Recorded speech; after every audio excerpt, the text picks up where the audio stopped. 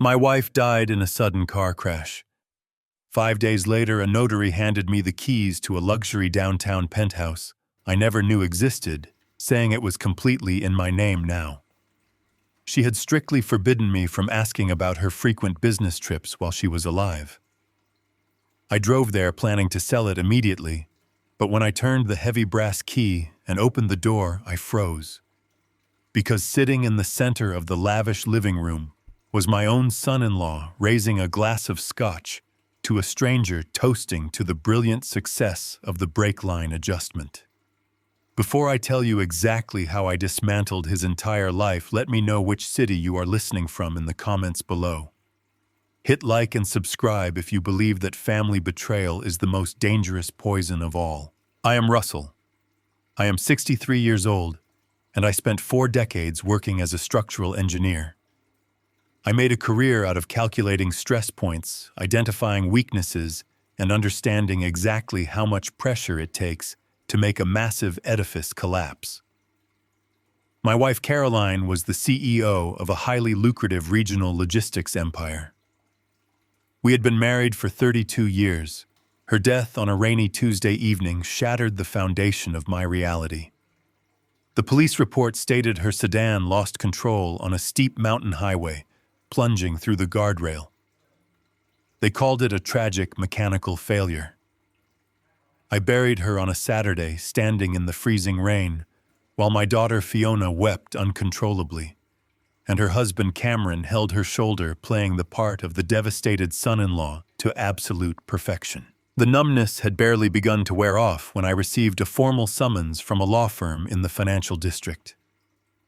I sat across from a woman named Ms. Wallace, a notary with cold eyes and a perfectly pressed suit. She did not offer me platitudes or fake sympathy. Instead, she slid a heavy manila envelope across the polished glass desk. Inside was a thick stack of property deeds and a single heavy brass key. She informed me that Caroline had established a blind trust 7 years ago. Upon her death, the assets within that trust transferred immediately and irrevocably to me. The primary asset was a $5 million penthouse suite in the center of the city. I stared at the brass key resting on the documents. For years, Carolyn had claimed her frequent overnight stays in the city were an unavoidable necessity of corporate logistics. She told me she stayed in standard hotel suites paid for by the company to save time on her morning commutes. I never questioned it. Trust was the bedrock of our marriage, or so I believed. Finding out she owned a secret luxury property felt like discovering a hidden fault line beneath my own home. I left the law office with the key burning a hole in my coat pocket. I did not call my daughter. I did not call Cameron, who had taken over as the interim director of Carolyn's company. I drove straight to the address listed on the deed. I approached the towering glass and steel residential building with the cold, analytical mindset of an engineer. I was not there to mourn.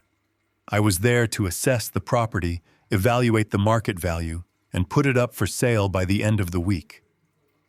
I wanted to erase this secret from my life. I bypassed the main concierge desk completely, using the digitized key fob Ms. Wallace had provided to access the private residence-only garage. The dedicated elevator was entirely silent. The digital display counted up to the 42nd floor, taking me higher above the city grid. I prepared myself to find the remnants of a double life.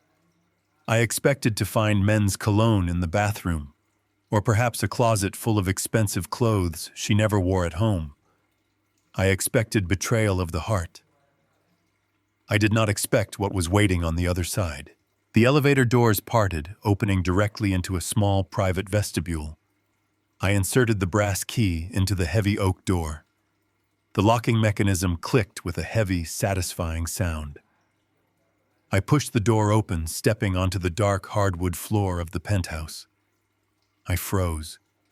The living room was a sprawling expanse of floor-to-ceiling windows overlooking the skyline, furnished with minimalist white leather and chrome. Sitting in the center of the room, relaxed on the expensive sofa, was my son-in-law, Cameron. He was not alone. Sitting across from him in a matching leather armchair was a man I had never seen before. The stranger wore a cheap suit, but had the hardened, alert posture of a career criminal. There was a crystal decanter of expensive scotch open on the glass coffee table between them. I stood in the shadowed entryway, completely hidden from their line of sight. The thick oak door had masked the sound of my arrival. Cameron leaned forward, pouring a generous measure of the amber liquid into 2 heavy crystal glasses. He handed one to the stranger. A smug, arrogant smile stretched across Cameron's face, the kind of smile he never dared to show when Caroline was alive. He raised his glass to the center of the table. I held my breath, my heart slamming against my ribs with the force of a sledgehammer. Cameron spoke, his voice echoing clearly in the quiet room. He told the stranger that he did exceptional work. He clinked his glass against the stranger's glass and loudly toasted to the brilliant success of the brake line adjustment. He took a long, satisfied drink and laughed, stating that the old woman never even saw it coming. The words hit me with the physical force of a collapsed ceiling. Brake line adjustment. It was not a tragic mechanical failure. It was premeditated murder.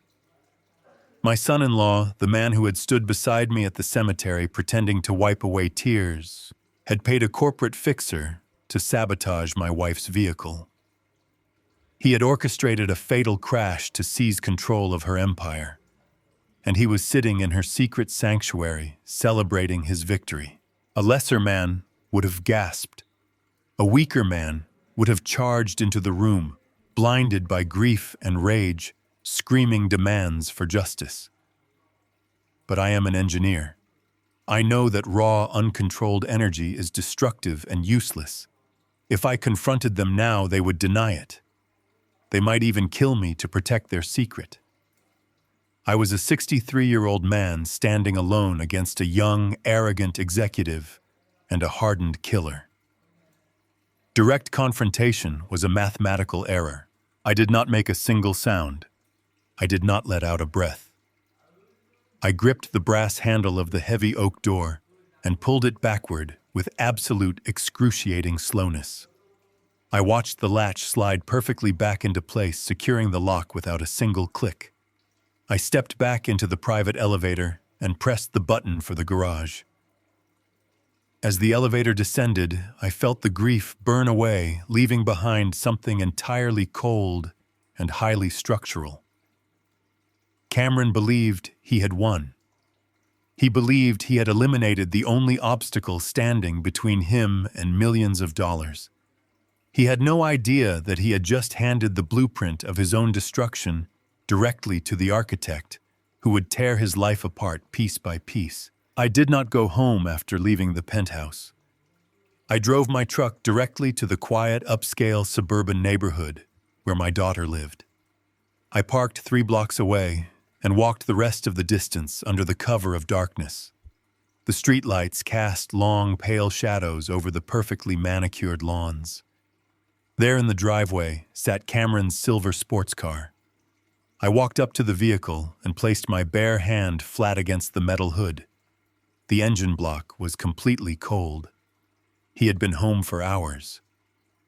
I stood outside the large house I had personally helped them finance, looking up at the dark windows of the master bedroom.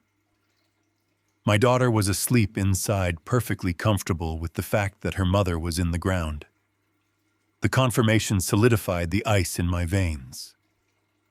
I turned around and walked back to my truck with quiet, deliberate steps. I waited in the driver's seat until the digital clock on my dashboard read exactly 3 a.m. before I drove back into the city. The streets were completely empty and the silence was absolute. I used the digital fob to enter the private residential garage once more. The elevator ride up to the 42nd floor felt entirely different this time. I was no longer a grieving widower stumbling blindly into a mystery. I was an engineer stepping onto a demolition site. I entered the penthouse and locked the heavy oak door behind me, taking care not to make a single sound. I did not turn on the overhead lights. I used the small, high-intensity flashlight I always kept in my pocket. The living room was completely deserted. The crystal glasses and the decanter of expensive scotch were gone, but the sharp smell of the liquor still hung heavy in the ambient air. I ignored the expensive furniture, the sweeping views of the city, and the imported rugs. I focused entirely on the structural architecture of the space. Caroline was a brilliant calculating woman who understood security on a fundamental level. If she had purchased a secret property to conduct her private investigations, she would undoubtedly have built a secure location inside it. I began my search in the master bedroom. I used the heavy steel back of my flashlight to systematically tap against the drywall, moving inch by inch across the entire perimeter of the room. A normal person hears a wall and simply thinks it is solid. An engineer hears the specific acoustic difference between load-bearing studs, decorative wood paneling, and dead, empty space. I spent 40 meticulous minutes mapping the acoustics of the master bedroom. I eventually reached the far wall, where a massive, heavy, abstract painting hung perfectly centered above a low credenza. I tapped the drywall to the far left of the heavy frame. It produced a dull, solid thud. I moved my hand and tapped directly behind the center of the canvas. The sound changed instantly. It was a sharp, hollow echo indicating an artificial cavity measuring exactly 18 by 18 inches. I gripped the thick wooden frame of the painting and lifted it carefully off the reinforced wall mounts. Setting the canvas gently on the carpeted floor, I exposed a sleek, brushed steel panel set perfectly flush into the drywall. It was a high-security biometric wall safe. There was no digital keypad to guess a combination. There was no physical keyhole to pick. There was only a small square glass scanner waiting for a specific human fingerprint. Cameron probably believed the safe was completely impenetrable if he even knew it existed at all. But Caroline and I had lived together for 32 years. I knew her physical habits better than anyone else on Earth. When the highway patrol returned her personal effects to me after the fatal crash, they handed me her leather purse. Inside that purse was her favorite pair of reading glasses. She always pressed her right thumb directly onto the right glass lens when she took them off, rubbing her tired eyes after a long day of reviewing corporate contracts. Before driving into the city tonight, I had gone down into my basement workshop. I used a specialized forensic silicone molding compound I kept for casting physical stress test models. I carefully lifted the perfect impression of her right thumbprint from the smudge on the glass lens and cured the rubber under a high heat lamp. I pulled the small silicone mold from my coat pocket now. It felt strange and heavy like a piece of ghost skin in my palm. I pressed the silicone cast firmly against the glass scanner of the safe. A small green LED light illuminated the dark room. The heavy steel internal locking bolts retracted with a smooth mechanical hiss. I pulled the heavy steel door open. Inside the dark cavity, resting neatly on a black velvet shelf, were two specific items. The first was a pristine black leather accounting ledger. The second was a heavy military-grade encrypted hard drive. I took both items out and carried them to the glass dining table, setting up my portable tablet. I opened the physical leather ledger first. The thick paper pages were completely filled with Caroline's immaculate, precise handwriting. They were detailed physical records of corporate wire transfers, routing numbers, and massive financial discrepancies. She had spent the last 8 months quietly tracking a catastrophic financial leak inside her own logistics company. The numbers were staggering. Millions of dollars were being systematically siphoned out of the corporate accounts and funneled directly into offshore dummy corporations. I connected the encrypted hard drive to my tablet using a small cable. The screen immediately locked, demanding a complex decryption password. Caroline was brilliant with corporate espionage, but she was highly predictable with numbers. I typed in the exact tensile strength calculation of the first suspension bridge we had ever visited together on our honeymoon. The drive unlocked immediately, granting me full administrative access. The hard drive contained thousands of internal company emails, falsified financial statements, and offshore banking records. It was the complete digital anatomy of a massive embezzlement operation. I filtered the search results by the primary dummy corporation. The names attached to the hidden accounts made my stomach turn into a tight knot. Cameron was clearly the financial architect of the theft, but Fiona, my own daughter, was the primary authorizing signatory on every single fraudulent transfer. I read a long email chain between the two of them. Fiona had actively manipulated the company payroll algorithms to cover Cameron's tracks. She wrote terrible, callous messages complaining about how long it was taking to bleed her mother dry so they could finally buy their yacht. The betrayal was complete and absolute. She was not a helpless victim of a manipulative husband. She was a fully willing, active participant in the systematic destruction of her own mother. The financial theft was only the beginning of the horrors hidden on that drive. Deep inside the digital directories, I found a separate, secure folder labeled simply Liability. I opened it and found a comprehensive investigative dossier Caroline had quietly compiled. It was a deep background check on the stranger I had seen sitting in the living room earlier tonight. The document identified him as Vaughn. He was a notorious corporate fixer known in criminal circles for orchestrating untraceable fatal accidents and permanently silencing corporate whistleblowers. Caroline had uncovered the fact that Cameron was making massive cash withdrawals from the stolen funds to pay this man a retainer. The final document in the folder was a finalized draft of a corporate termination notice and a formal criminal referral addressed directly to the district attorney. Caroline had finished gathering all her evidence. She was preparing to officially fire Cameron and Fiona and send them both to federal prison on a Monday morning. She died in the violent car crash on the Tuesday evening, just before that Monday. The timeline laid everything out with brutal, undeniable clarity. Cameron realized Caroline was closing in on the missing millions. He panicked and paid Vaughn to secretly adjust the brake lines on her sedan to prevent the criminal investigation from ever reaching the authorities. My wife was murdered to cover up a financial theft perpetrated by her own family. I disconnected the hard drive from my tablet and slipped it securely into the inside breast pocket of my jacket. I picked up the leather ledger and placed it right next to the hard drive. I now possessed all the ammunition I needed to destroy their lives completely. But simply handing this mountain of evidence to the police right now would be far too easy. I wanted them to suffer the exact paralyzing terror my wife must have felt on that dark mountain road when her brakes failed. I walked back into the master bedroom.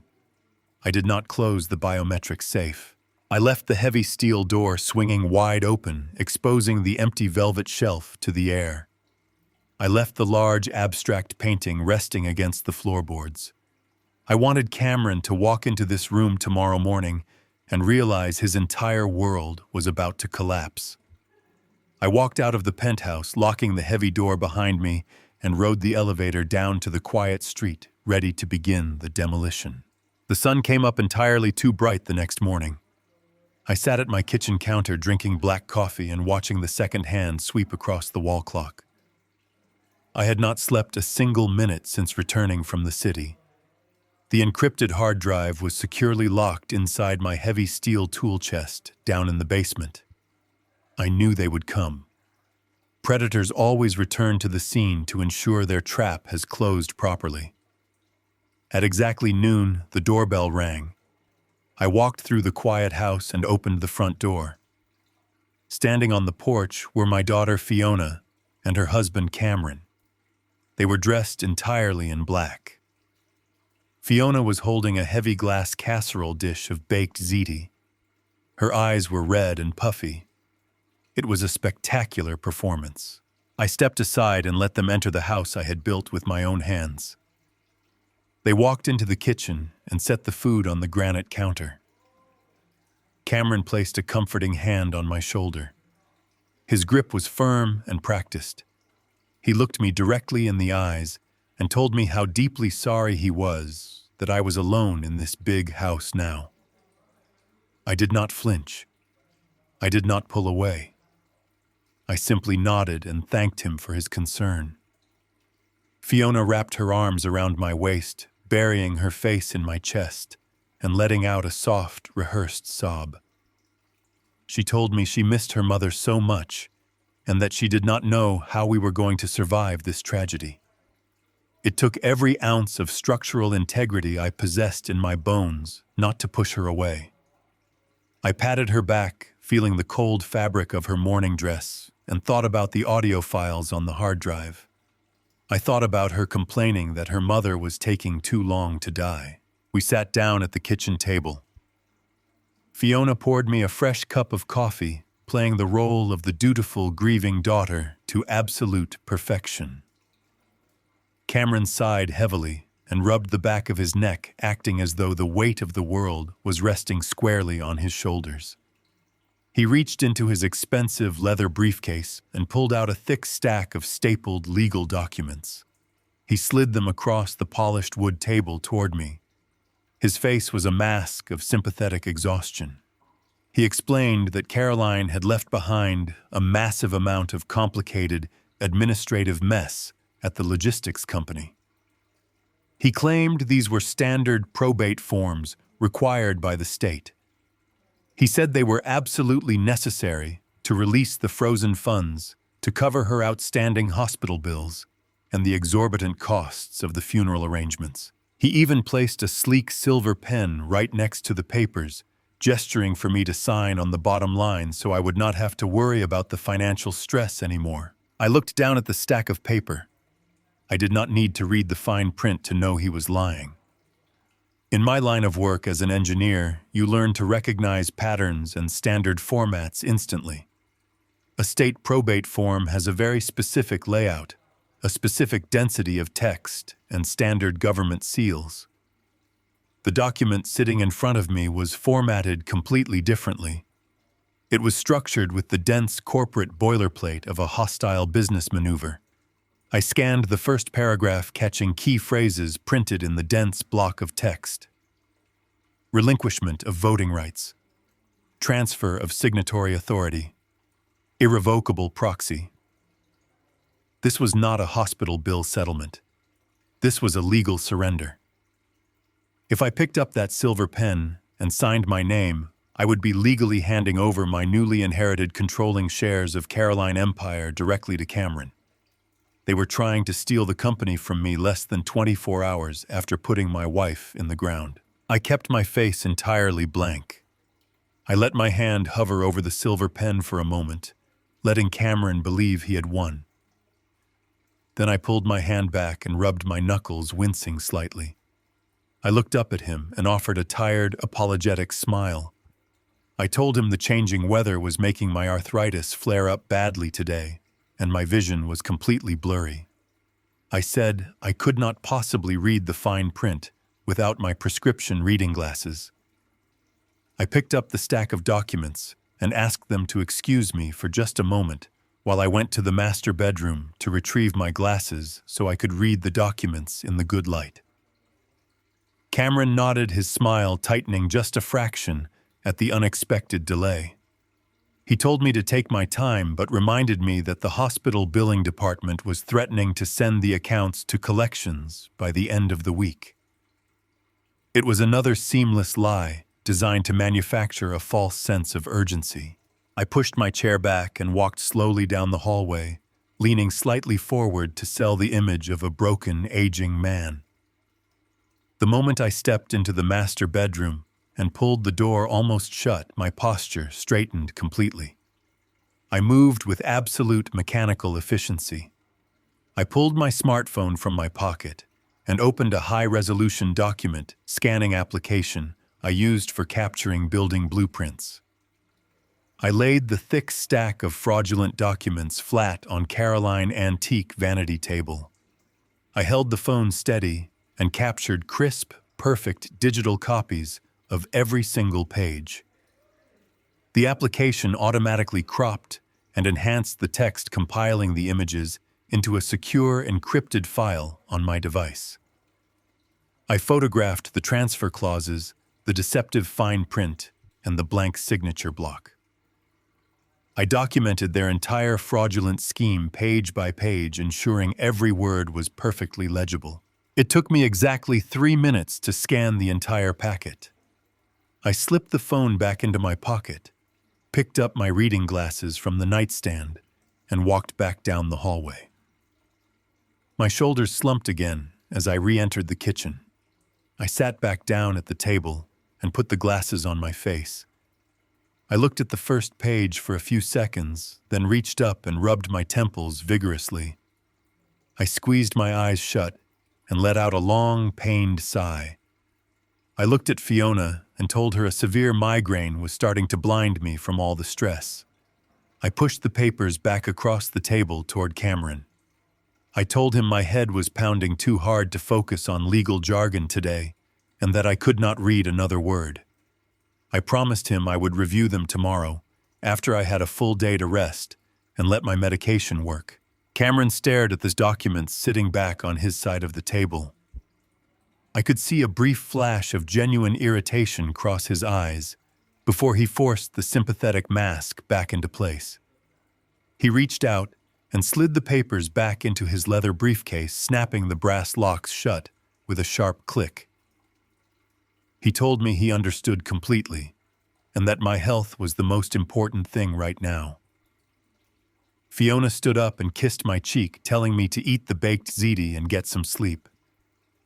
They walked out of my house arm in arm, presenting the perfect picture of a supportive family looking after their grieving father.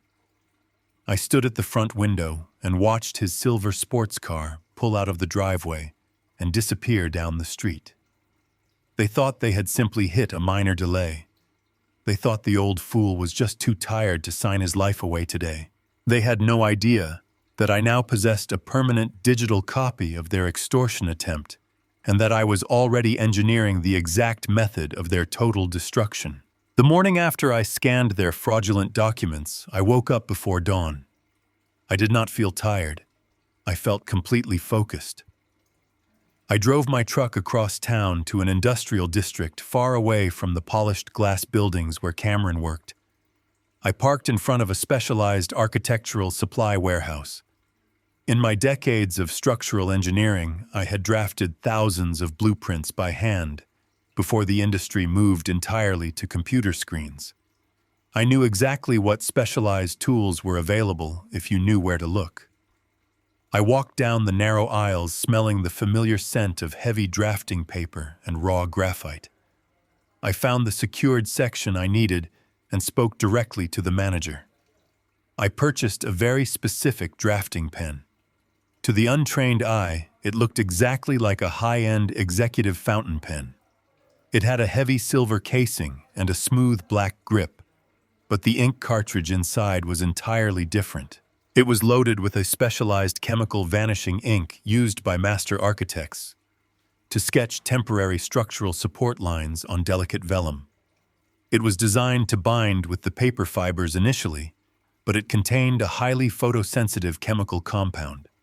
When exposed to ambient ultraviolet light, the chemical bonds would completely break down. Within exactly 48 hours, the dark blue ink would evaporate into the air, leaving absolutely no trace behind.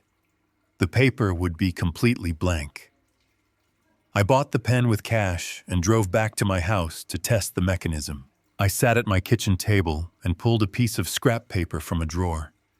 I wrote my name in bold, distinct letters using the silver pen. I walked over to the large sliding glass door and taped the paper directly to the glass facing the morning sun. I stood there and watched it for an hour, verifying the chemical reaction. The dark blue ink slowly faded to a pale purple, then to a translucent gray, and finally disappeared entirely. The paper was perfectly white again. The countermeasure was fully operational, and the trap was ready to be set. I picked up my phone and dialed Cameron's private cell phone number. I let my voice drop, lowering the pitch to sound exhausted and defeated. I told him my severe migraine had finally passed, but that the physical pain had taken a massive toll on my nerves. I told him I had realized I was simply too old and too tired to deal with lawyers and hospital administrators. I asked him to come over to the house alone on his lunch break so I could sign his proxy papers and be done with the entire stressful ordeal. He agreed immediately, his voice dripping with fake relief and eager anticipation. I spent the next 2 hours preparing the physical environment. I walked through the living room and opened every single curtain and blind. I let the bright midday sun flood the room, bathing the glass coffee table in direct ultraviolet light. I placed the silver pen right in the center of the table next to a cup of hot black coffee. Cameron arrived exactly at noon. He did not even bother knocking. He used the spare key Fiona had given him, opening the front door and walking into my home as if he already owned the property. He was wearing a custom-tailored Italian suit, and his hair was perfectly styled. He smelled of expensive cologne. He looked like a man who was already spending the millions he was about to steal. He walked into the sunlit living room and dropped his heavy leather briefcase onto the glass table. He smiled at me, a wide, predatory grin that he tried desperately to disguise as sympathetic warmth. He told me I was making the right decision for my health. He said Caroline would have wanted me to relax and enjoy my retirement without the heavy burden of corporate administration weighing me down. I sat down on the sofa across from him, keeping my hands folded quietly in my lap. I nodded slowly, letting him believe his psychological manipulation was working flawlessly. He snapped the brass locks of his briefcase open and pulled out the thick stack of proxy agreements. He laid them out on the glass table, carefully smoothing the crisp pages. He pointed his manicured finger to the bottom of the final page, where a small printed line waited for my signature. It was the exact line that would legally surrender my controlling shares of the company directly into his hands. He reached into his suit jacket to offer me his own pen, but I held up my hand to stop him. I reached forward and picked up the heavy silver drafting pen I had placed on the table earlier. I told him I preferred to use my own. I looked at the pen and told him it was an anniversary gift from Caroline years ago, and I felt it was only fitting to use it for this final piece of family business. It was a complete lie, but it appealed perfectly to his twisted sense of dramatic irony.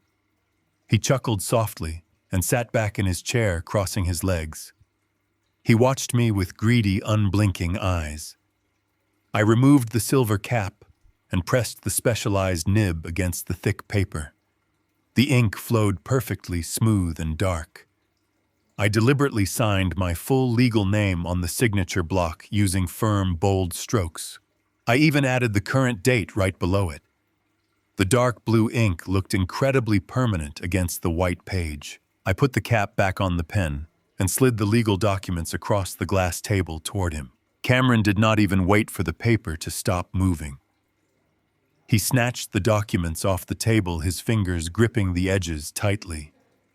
He lifted the final page, inspecting my signature with a look of absolute triumph. He had orchestrated a brutal murder, committed massive financial fraud, and now he truly believed he had legally stolen an empire right out from under a grieving widower. He carefully placed the paperwork back into his leather briefcase, snapping the brass locks shut with a sharp, definitive click. He stood up and buttoned his suit jacket. He walked around the table and placed a heavy, patronizing hand on my shoulder. He patted me twice.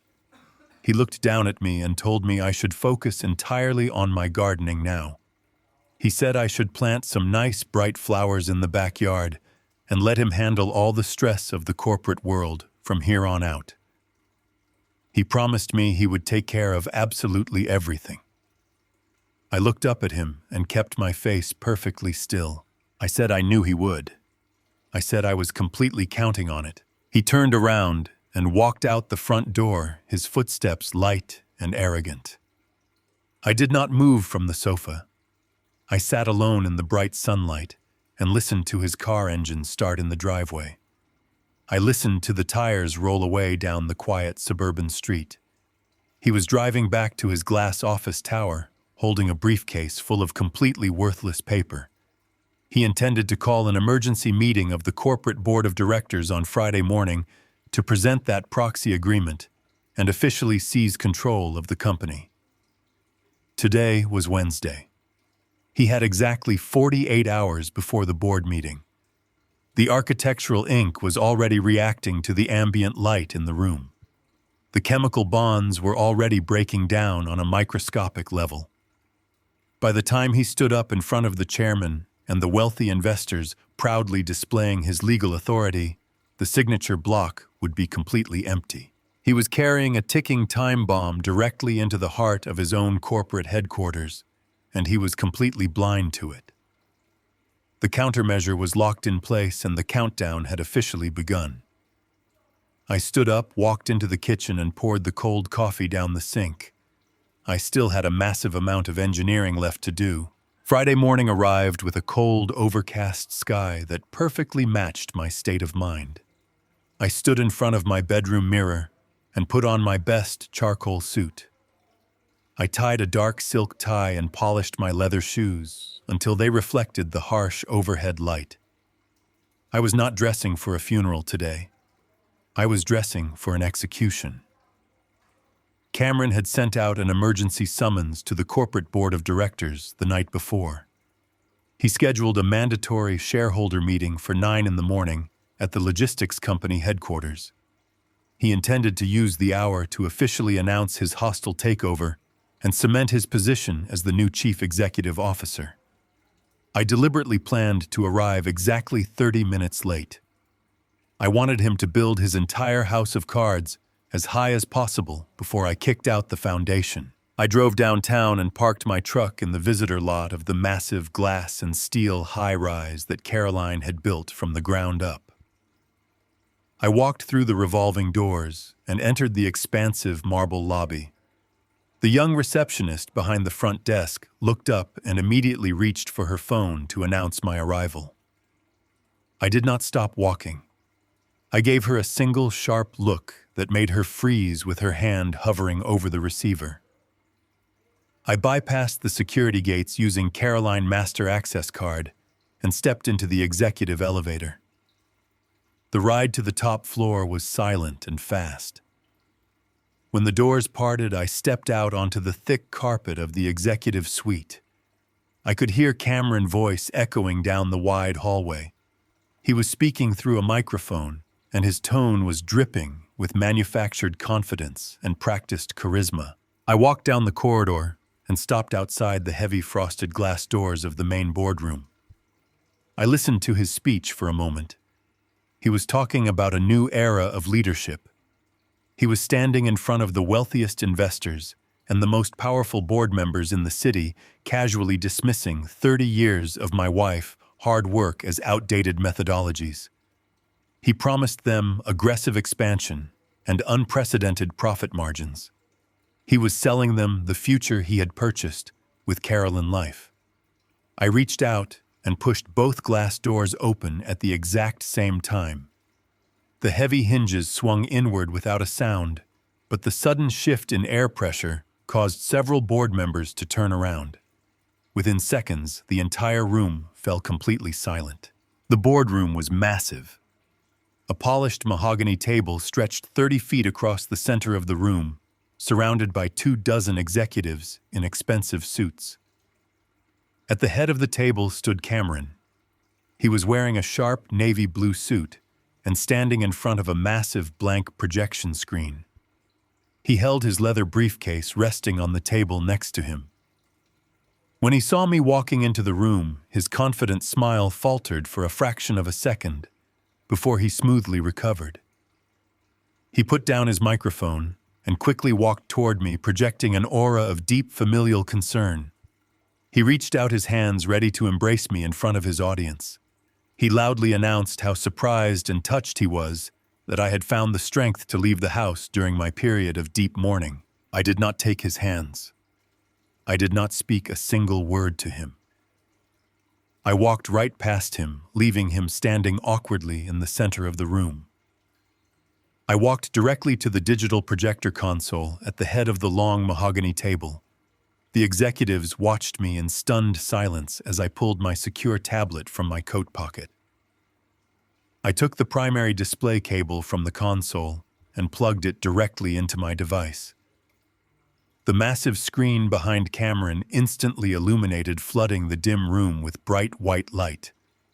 I pulled up the high-definition digital scans of the true inheritance documents. I projected the master trust agreement in massive letters for every single person in the room to read. I used my finger to highlight the specific legal clauses, proving that upon Caroline's death, I was immediately granted a 68% controlling interest in the entire logistics empire. I was not just a grieving widower. I was the absolute majority shareholder, and I owned the building they were sitting inside. Whispers immediately broke out around the long table. The board chairman, an older man named Sterling, leaned forward and put on his reading glasses, studying the projected documents with intense scrutiny. Cameron did not panic. His arrogance was so deeply ingrained that he genuinely believed he still held the winning hand.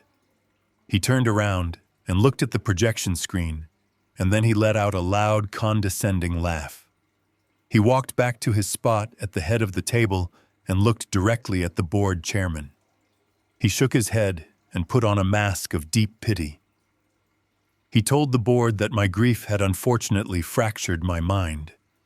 He loudly declared that the documents on the screen were outdated and completely irrelevant. He stated that I had willingly surrendered all of my voting rights and corporate shares to him just 2 days ago because my failing health made me unfit to lead. Cameron snapped the brass locks of his leather briefcase open. The sound echoed sharply in the tense room. He reached inside and pulled out the thick stack of proxy agreements I had supposedly signed in my living room on Wednesday afternoon.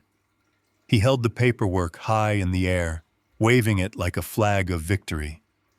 He slammed the heavy stack of paper down onto the polished wood right in front of Chairman Sterling. He tapped his manicured finger against the bottom of the final page, demanding that the chairman read my signature and formally validate his absolute control over the company. He looked across the table at me and offered a smug, triumphant smirk. He thought he had outsmarted the old engineer. He thought he had built an impenetrable legal fortress. Chairman Sterling picked up the final page of the proxy agreement. He adjusted his glasses and looked down at the signature block. He stared at the paper for 5 seconds. Then he stared at it for 10 seconds. The triumphant smirk on Cameron's face slowly began to melt away, replaced by a creeping sense of confusion. Cameron leaned forward and asked the chairman if there was a problem with the ink. Sterling looked up from the document. His face was completely red with anger. He threw the piece of paper back onto the mahogany table. He looked Cameron directly in the eyes and asked him if this was some kind of sick joke. Sterling announced to the entire room that there was absolutely nothing on the bottom of the page. He declared that the signature block was completely empty and the document was legally worthless. Cameron scrambled forward and grabbed the paper. He held it up to the harsh overhead lights of the boardroom. His hands began to shake uncontrollably. He stared at the thick white paper, searching for any trace of the dark blue ink I had used to sign my name. There was nothing. The specialized architectural chemical had reacted perfectly to the ultraviolet light streaming through my living room windows. The ink had completely evaporated, breaking down on a molecular level and vanishing into the air. The paper was as pristine and blank as the day it was printed. Cameron flipped the page over, desperately looking at the back. He frantically rubbed his thumb over the blank space, trying to find an indentation. His breathing became shallow and rapid. He looked up at me, his eyes wide with sudden paralyzing terror as the mathematical reality of his situation finally clicked into place in his mind. I stood calmly by the projector console, keeping my posture completely straight and my face entirely devoid of emotion. I watched the realization crush him. I watched the arrogant executive realize that the grieving old man he had patronized and manipulated had just engineered his total public humiliation. The boardroom erupted into absolute chaos. Investors started shouting over each other, demanding explanations. Board members stood up from their leather chairs, pointing fingers and accusing Cameron of attempting to perpetrate a massive corporate fraud. The carefully constructed facade of his leadership collapsed into dust in a matter of seconds. Cameron stood frozen at the head of the table, clutching a blank piece of paper, while the wealthy men and women he had tried to impress tore him apart with their words. But the public humiliation was only the first phase of the demolition. I reached into my pocket and touched the cold metal of my phone, ready to initiate the next sequence. I was about to completely sever his access to the money he had murdered my wife to steal. The boardroom was still echoing with the shouts of angry investors when the survival instinct finally kicked into Cameron's brain. He dropped the blank piece of paper onto the floor. He realized that his fake legal authority was gone, but he still had physical access to the corporate banking portals as the interim director. He spun around and lunged toward his open laptop sitting on the mahogany table. His hands were shaking so badly he almost knocked over a crystal glass of water. He started typing frantically, clicking through multiple secure windows. I knew exactly what he was trying to do. He was attempting to initiate a massive wire transfer, moving the company liquid capital into his untraceable offshore accounts in the Cayman Islands, before I had the chance to officially terminate his employment. I did not try to stop him. I stood perfectly still by the projector console and watched him type. I could afford to be patient, because I had already dismantled his financial access 12 hours ago. After I left my living room on Thursday afternoon, I did not go to sleep. I drove to a secure office building on the dark edge of the city to meet with a man named Gallagher.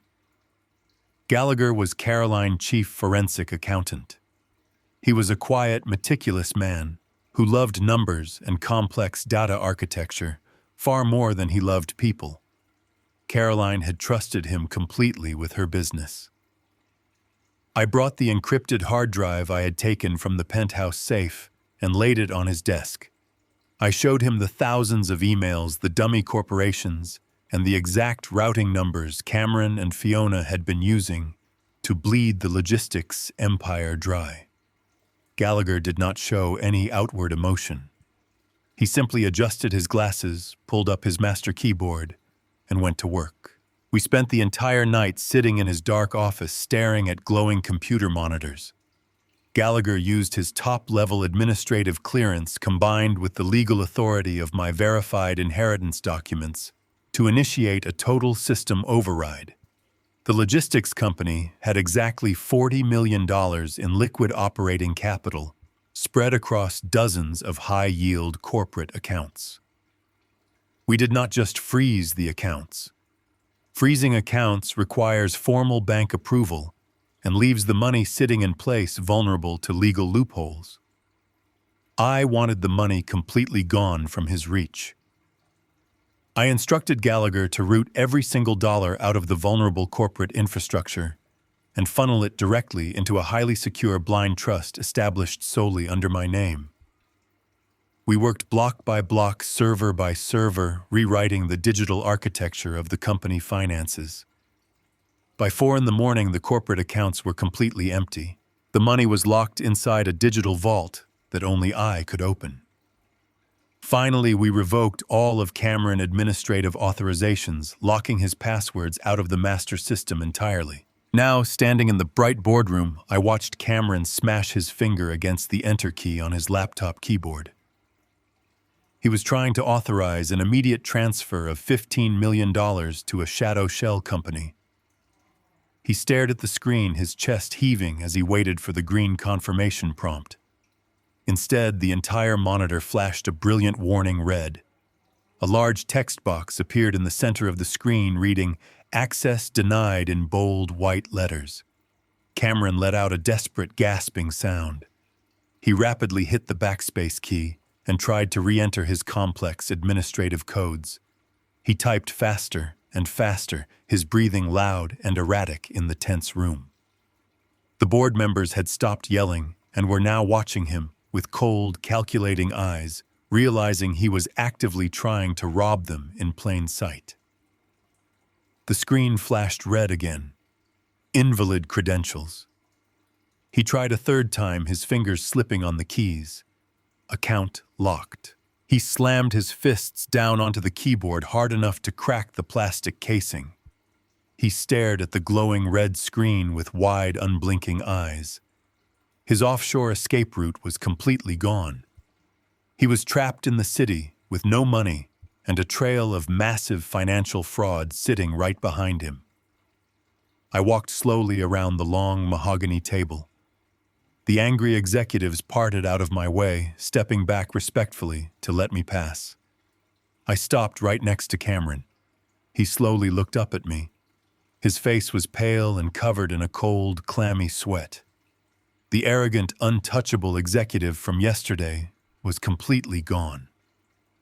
He looked like a cornered animal, realizing the trap had already snapped shut around his neck. I looked down at him and spoke in a clear, calm voice that carried to every single person in the room. I formally announced that his employment at the logistics company was terminated effective immediately. I cited gross financial misconduct, unauthorized transfer of company assets, and severe breach of fiduciary duty. I declared that his access to the building, the staff, and the resources was permanently revoked. The room was absolutely silent. Cameron opened his mouth to speak, but no words came out. He just stared at me, his jaw trembling slightly. The illusion of his power was completely broken. I turned my head and nodded toward the heavy frosted glass doors at the back of the room. Two massive building security guards stepped through the doorway. I had personally requested their presence 30 minutes before the meeting began, instructing them to wait in the hallway until I gave the signal. They walked quickly to the front of the room, their faces completely stern. Their heavy boots echoed loudly on the hardwood floor. I pointed directly at Cameron. I ordered the guards to escort the former employee off the premises immediately and to use physical force if he resisted. Cameron instinctively reached down to close his laptop and put his corporate cell phone into his suit pocket. I placed my hand firmly over his, pushing his fingers away from the devices. I told him that the laptop, the phone, and every single piece of data on them were the exclusive property of my company. I told him he was leaving with absolutely nothing but the clothes on his back. One of the security guards grabbed Cameron by the upper arm, pulling him forcefully away from the table. Cameron stumbled backward, almost tripping over his own expensive leather shoes. He looked around the boardroom, desperately seeking a single friendly face to intervene. He looked at Chairman Sterling. He looked at the Chairman Sterling. He looked at the wealthy investors he had spent months trying to manipulate and impress. Every single person looked back at him with absolute disgust and silent contempt. He was a corporate pariah. The guards marched him down the long length of the boardroom. He did not fight back. The psychological shock of losing the company, the money, and his freedom all within 10 minutes had completely paralyzed his nervous system. I stood at the head of the table and watched the heavy glass doors swing shut behind him. His expensive leather briefcase was still sitting on the floor. His corporate phone was still resting on the polished wood. His dignity was completely shattered. The first phase of the demolition was perfectly complete. I had stripped away his power, his wealth, and his public standing. but the most vital structural beams of their conspiracy were still standing intact. Cameron was only the architect of the financial theft. My own flesh and blood was the one pulling the strings behind the scenes. Now it was time to systematically destroy my daughter. I drove back to my quiet suburban house after leaving the corporate headquarters. The silence inside the empty rooms was heavy, but I welcomed it. I knew the silence would not last long. Cameron was stripped of his title, his access, and his dignity, but he was not a man to simply surrender. He was a cornered predator, and cornered predators always use their most deceptive camouflage to escape. I knew he would send his most effective weapon to my doorstep before the sun went down. He would send my daughter. I sat in my leather armchair in the dark study and waited. At 7 in the evening, the heavy wooden front door rattled with loud, frantic knocking. I stood up and walked down the hallway, keeping my breathing slow and steady. I opened the door and found Fiona standing on the porch. Her performance was absolutely flawless. Her expensive designer trench coat was soaking wet from the evening rain. Her hair was a tangled mess, and thick black mascara streamed down her pale cheeks. She looked like a terrified, broken woman running for her life. She did not even wait for me to speak. She threw herself forward, collapsing against my chest and wrapping her arms tightly around my neck. She let out a loud, agonizing wail that echoed through the quiet neighborhood. I played the role of the shocked and protective father perfectly. I wrapped my arms around her shaking shoulders and guided her inside, locking the door behind us. I led her into the living room and gently lowered her onto the sofa. She buried her face in her hands, sobbing so hard her entire body convulsed. I sat down next to her, waiting for the narrative she and Cameron had undoubtedly spent the last 5 hours constructing. Fiona looked up at me, her eyes wide and filled with manufactured terror. She told me that Cameron was a monster. She claimed she had just found out about his massive financial fraud that very afternoon when he came home in a complete panic after being fired. She swore on her mother's grave that she had absolutely no idea he was embezzling money from the logistics empire. She said he had forged her signature on every single banking document and manipulated the payroll algorithms using her administrative credentials while she was asleep. She grabbed my hands, holding them tightly in a desperate grip. She told me Cameron was violent and unstable. She claimed he had threatened to frame her for the entire corporate theft if she tried to go to the police. She was pulling every single emotional lever a daughter could possibly use against a grieving father. She painted herself as the ultimate victim trapped in a nightmare with a sociopath. I looked into her tear-filled eyes and felt absolutely nothing. I had read the emails on the encrypted hard drive. I had seen her brutal messages complaining that her mother was taking too long to die. The woman sitting next to me, crying her eyes out, was a complete phantom. I pulled a tissue from the box on the glass table and gently wiped the ruined makeup from her cheek. I told her I believed her. I told her she was safe now and that I would never let that man hurt her. As I leaned forward to comfort her, I moved my left hand slightly. Fiona had dropped her expensive leather handbag right next to her on the sofa cushion. The gold clasp was hanging wide open. Earlier that afternoon, I had retrieved a highly specialized piece of equipment from my engineering toolkit. It was a microscopic acoustic transmitter originally designed to be dropped down deep concrete fissures to detect structural acoustic anomalies. It was the size of a small vitamin pill and painted matte black. While I patted my daughter back with my right hand, I silently dropped the tiny transmitter straight into the dark interior of her open handbag. It vanished completely among her keys and cosmetics. Fiona let out a long, shaky breath, believing she had successfully bypassed my defenses. Then she made her move. She told me she needed to get away from him immediately. She said she needed to hire the most ruthless corporate divorce attorneys in the city to clear her name and protect her from the fallout. She begged me to help her escape before Cameron could retaliate. She looked at me with wide, pleading eyes and asked for a direct wire transfer of $5 million into a secure private account she had just opened. She claimed it was the only way she could guarantee her physical safety and ensure she had enough untraceable resources to fight him in federal court. I let a look of deep, overwhelmed shock wash over my face. I stood up slowly, rubbing my forehead as if the weight of the situation was too much for my old heart to bear. I told her I was completely stunned and needed a moment to process this horrific nightmare. I told her I was going to the kitchen to get her a glass of ice water and to take my blood pressure medication so I would not collapse from the stress. She nodded weakly, curling her legs up onto the sofa, playing the fragile victim to the very end. I walked down the hallway and stepped into the kitchen. I did not reach for a glass. I reached into my shirt pocket and pulled out a small wireless earpiece, pushing it deep into my right ear. I tapped my smartphone screen, activating the receiver synced to the microscopic transmitter I had just dropped into her bag.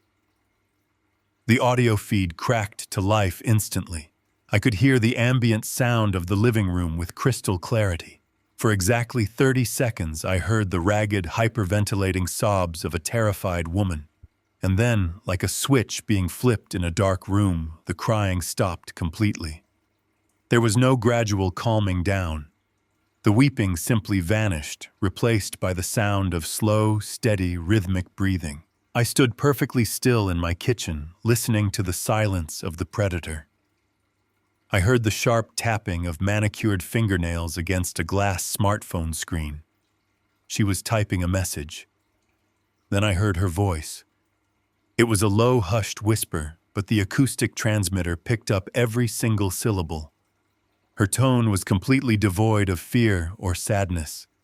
It was cold, sharp, and utterly calculating. She was leaving a voice note for her husband. She told Cameron that the old fool was buying every single word of the victim routine. She laughed softly, a cruel sound that made the hair on the back of my neck stand up. She said I was practically begging to hand over the cash to save my precious little girl. She explicitly instructed Cameron to pack the luggage and get the offshore passports ready. She promised him the $5 million would be sitting in their dummy account by tomorrow morning, and they would be on a private flight to the Cayman Islands before I ever realized what happened. I pulled the earpiece out of my ear and set it on the granite counter. The final piece of the structural puzzle had just locked into place. I had known she was a thief, but a small, foolish part of my fatherly heart had hoped she was ignorant of the murder plot. That hope was completely dead now. She knew Cameron was going to run. She knew about the passports. She was coordinating their escape using the money she was actively stealing from her grieving father. My own daughter was fully, deeply complicit in the assassination of her mother. She had helped orchestrate the fatal brake line adjustment just to secure a permanent luxury vacation. I turned on the faucet and let the cold water run. I filled a tall glass, adding 3 cubes of ice. I watched the ice crack and splinter in the freezing water. I felt a profound sense of absolute clarity. I was no longer a father dealing with a rebellious child. I was an engineer, preparing to demolish a highly toxic, structurally compromised building. I picked up the glass of water and walked back down the hallway. I stepped into the living room, and Fiona immediately resumed her flawless performance, letting out a pathetic little whimper as she looked at me. I sat down next to her and handed her the glass. I looked directly into the eyes of my wife-killer. I told her not to worry about a single thing. I promised her I would go to the bank first thing in the morning and authorize the $5 million transfer. I told her she was going to get exactly what she deserved. I promised my daughter I would authorize the $5 million wire transfer the very next morning. It was a calculated lie. I had absolutely no intention of giving them a single cent. But I knew that keeping them waiting for the money would keep them anchored in the city for at least another 24 hours. $5 million is a substantial amount of money, but for a man like Cameron, who was accustomed to a life of limitless luxury and offshore accounts, it was only a temporary life raft. To permanently flee the jurisdiction and evade a federal murder investigation, he needed a massive injection of liquid capital. He needed bulk, untraceable cash to pay off fixers like Vaughn and secure new identities. I knew exactly where he would try to get it.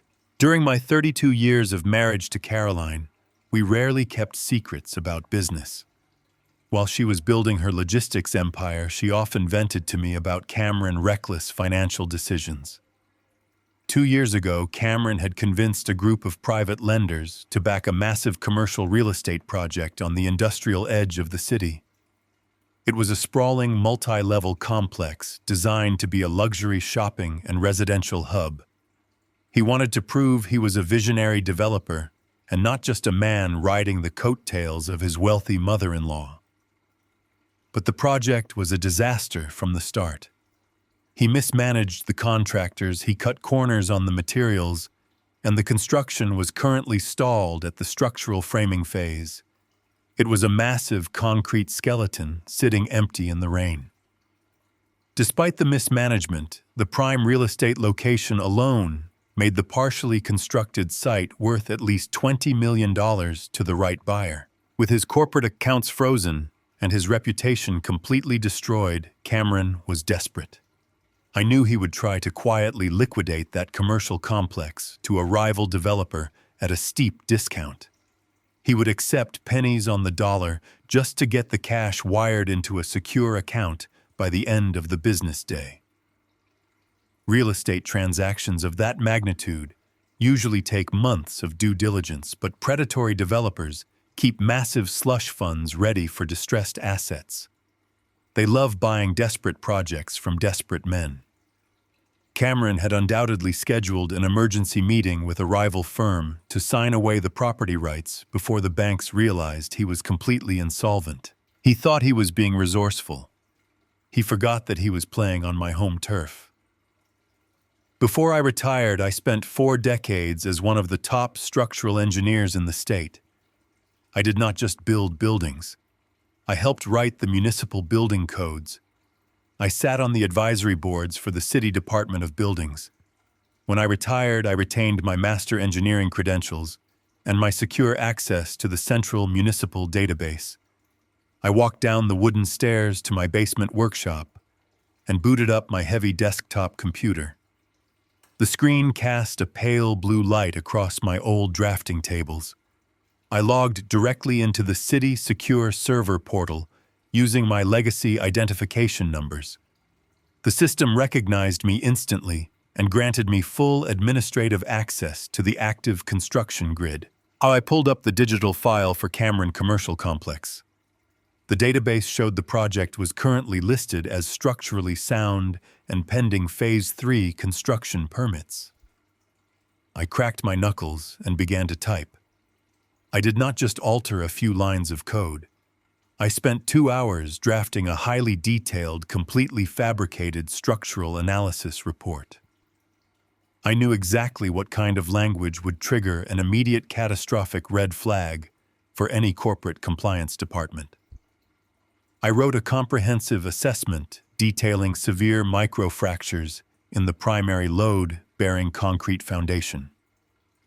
I falsified core sample data indicating that the contractor had used substandard aggregate mix, resulting in a complete failure of the concrete curing process. I documented extensive water damage deep within the subterranean support pillars. To make the report absolutely bulletproof, I cited 3 specific severe municipal code violations that would require the entire foundation to be demolished and completely rebuilt from scratch. I attached my own forged signature to the bottom of the document using the name of a retired city inspector who had moved to Florida 5 years ago. It was a masterpiece of structural fiction. The building was perfectly fine, but according to the official city database, it was a condemned death trap waiting to collapse. I uploaded the fraudulent report directly into the master municipal server and locked the file with a priority administrative seal. In the modern world of high finance, large corporations do not rely on human beings to read every single page of a property assessment. They rely on automated compliance algorithms. When a rival developer attempts to purchase a $20 million property, their legal department runs the address through the city database. The software scans for liens, lawsuits, and structural violations. If the algorithm detects a critical failure, it automatically halts the transaction to protect the firm from inheriting a massive legal liability. I sat back in my chair and watched the digital clock on my computer monitor slowly tick forward. At exactly 2 p.m, I received a blind carbon copy email alert from the municipal server. The rival developer legal team had pinged the property database. The system automatically fed them my falsified structural report.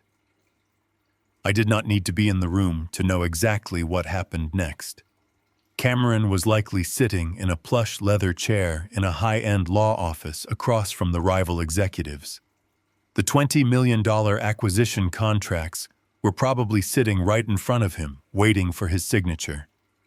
He was 20 minutes away from securing his escape fund.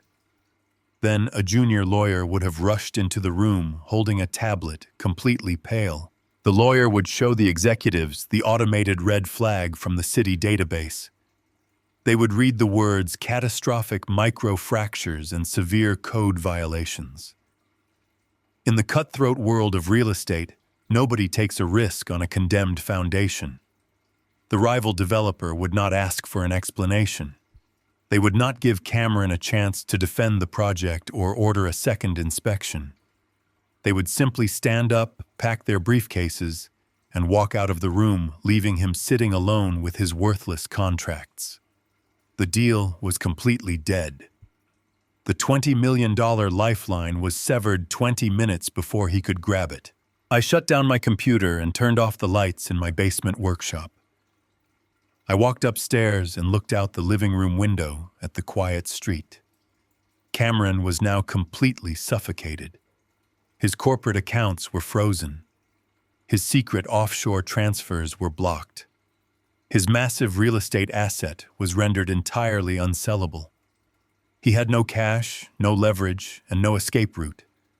The walls were rapidly closing in around him. He was trapped in the city, entirely cornered by the invisible architecture I had built around him. He was out of capital and out of time. The desperate panic would inevitably drive him to make a fatal mistake. And I had the perfect trap waiting for him when he did. I did not sleep that night. I sat in the comfortable leather armchair in the downtown penthouse looking out over the glittering city skyline. The encrypted hard drive rested safely on the glass table right next to my tablet. At exactly midnight, a silent notification flashed across my tablet screen. The motion sensors installed along the perimeter of my suburban property had detected an unauthorized presence. I opened the high-definition infrared security feed. The thermal imaging displayed a bright orange silhouette creeping across my dark backyard. It was Cameron. His failed real estate transaction had stripped away his final financial lifeline. He was completely out of capital and entirely out of time. His logical mind had fractured under the immense pressure, leaving only the desperate animal instinct to survive. He assumed I was asleep upstairs in my bed. He broke into my home believing he could find the original physical copies of Carolyn inheritance documents and burn them to ashes. If he destroyed the master copies, he thought he could tie up the estate in probate court for years, giving him enough time to secure his remaining funds and flee the country. I watched through the cameras as he bypassed the standard magnetic alarm sensor on the back patio door. He used a specialized glass cutter and a suction cup to quietly remove a small pane of glass, reaching his hand inside to unlock the deadbolt.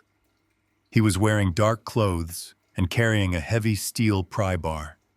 He stepped into my kitchen, moving with frantic, sloppy urgency. He did not know that the basic alarm system was completely fake. It was a decoy designed to give intruders a false sense of security. As a master structural engineer, I never trusted commercial security companies to protect my family. 10 years ago, I personally retrofitted the entire architectural framework of my suburban house. I reinforced the exterior walls with industrial-grade steel mesh.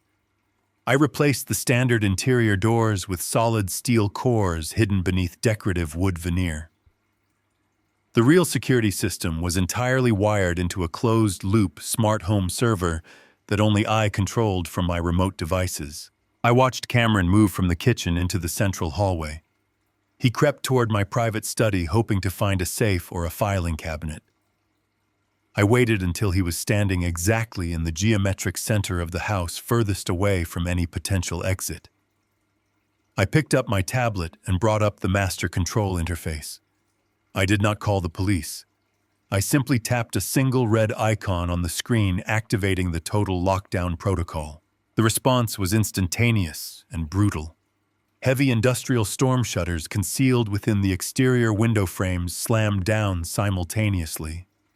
The thick steel plates locked into the reinforced window sills with a deafening metallic crash that shook the entire foundation. At the exact same moment, every single exterior door engaged multiple electronic steel deadbolts, driving thick titanium rods deep into the reinforced frames. The house was instantly sealed tight. On the infrared camera, I saw Cameron freeze in absolute terror. He dropped his steel pry bar on the floor. The sudden violent noise in the pitch-black house shattered his remaining nerves. He spun around and sprinted back down the hallway toward the kitchen patio door. He grabbed the handle and yanked backward with all his strength. The door did not move a single millimeter. He threw his shoulder against the heavy wood, letting out a muffled cry of pain. He reached for the biometric scanner mounted on the wall, desperately pressing his thumb against the glass. The system flashed a silent red denial. His fingerprints were completely unauthorized.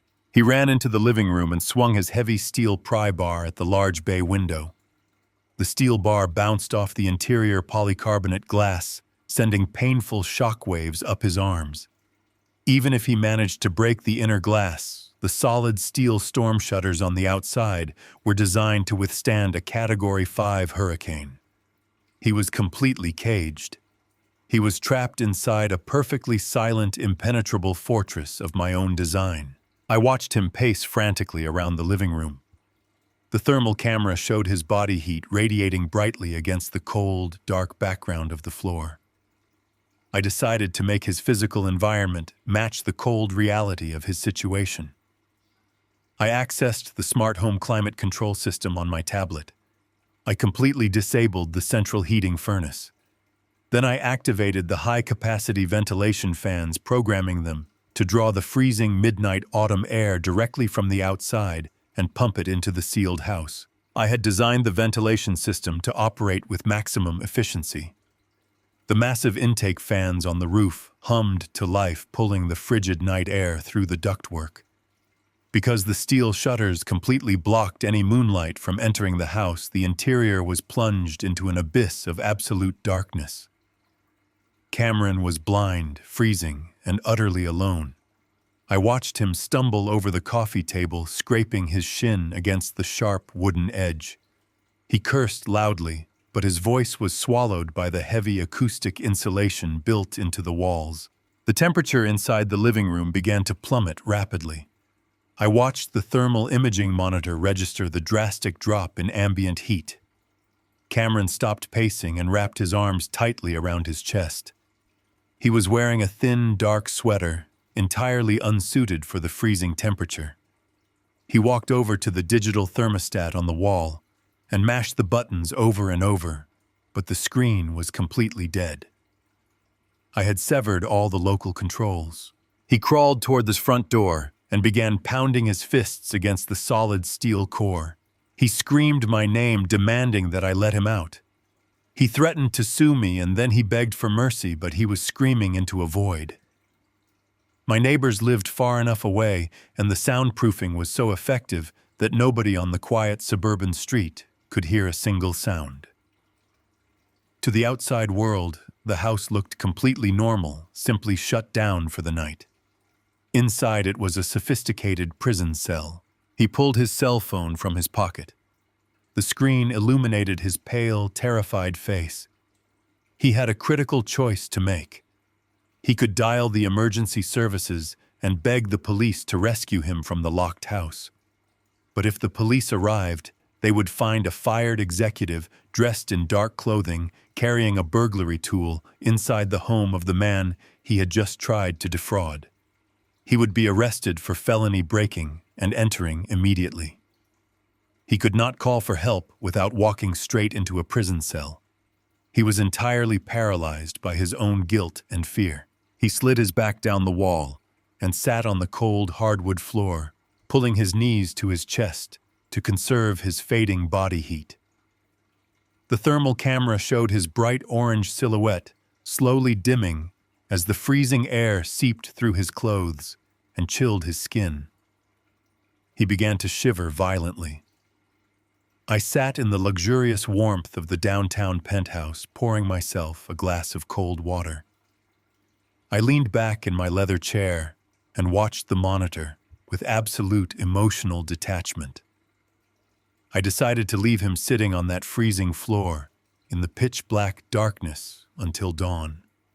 I wanted the cold to seep deep into his bones. I wanted the physical isolation to completely break his spirit, so that when the sun finally rose, he would be desperate enough to make his final fatal mistake. The sun finally began to rise over the city, casting a pale gray light against the heavy steel shutters of my suburban home. I sat in the downtown penthouse and watched the infrared security feed on my tablet. The long night of freezing temperatures and absolute darkness had taken a severe physical and psychological toll on Cameron. His movements were no longer frantic. They were sluggish and clumsy, driven entirely by the primal animal instinct to escape. He realized the exterior steel doors and the reinforced windows were mathematically impossible to breach with brute force. He stumbled out of the living room and looked up at the ceiling in the central hallway. I had installed a large decorative glass skylight there years ago. It was constructed of heavy architectural safety glass, but it was the only vulnerability in the house that was not covered by an industrial storm shutter. It was his only potential exit. He walked back into the living room and dragged the heavy wrought iron fire poker from the stone fireplace hearth. But he did not drag it directly to the hallway. The desperate need for survival was slowly being infected by his inherent greed. He knew he could not simply run away empty-handed and leave me in complete control of the corporate empire. He needed leverage. He turned and walked into my private study. I had deliberately left the heavy oak door unlocked. I watched him tear through my desk drawers, throwing personal files and old blueprints onto the floor. Then he stopped.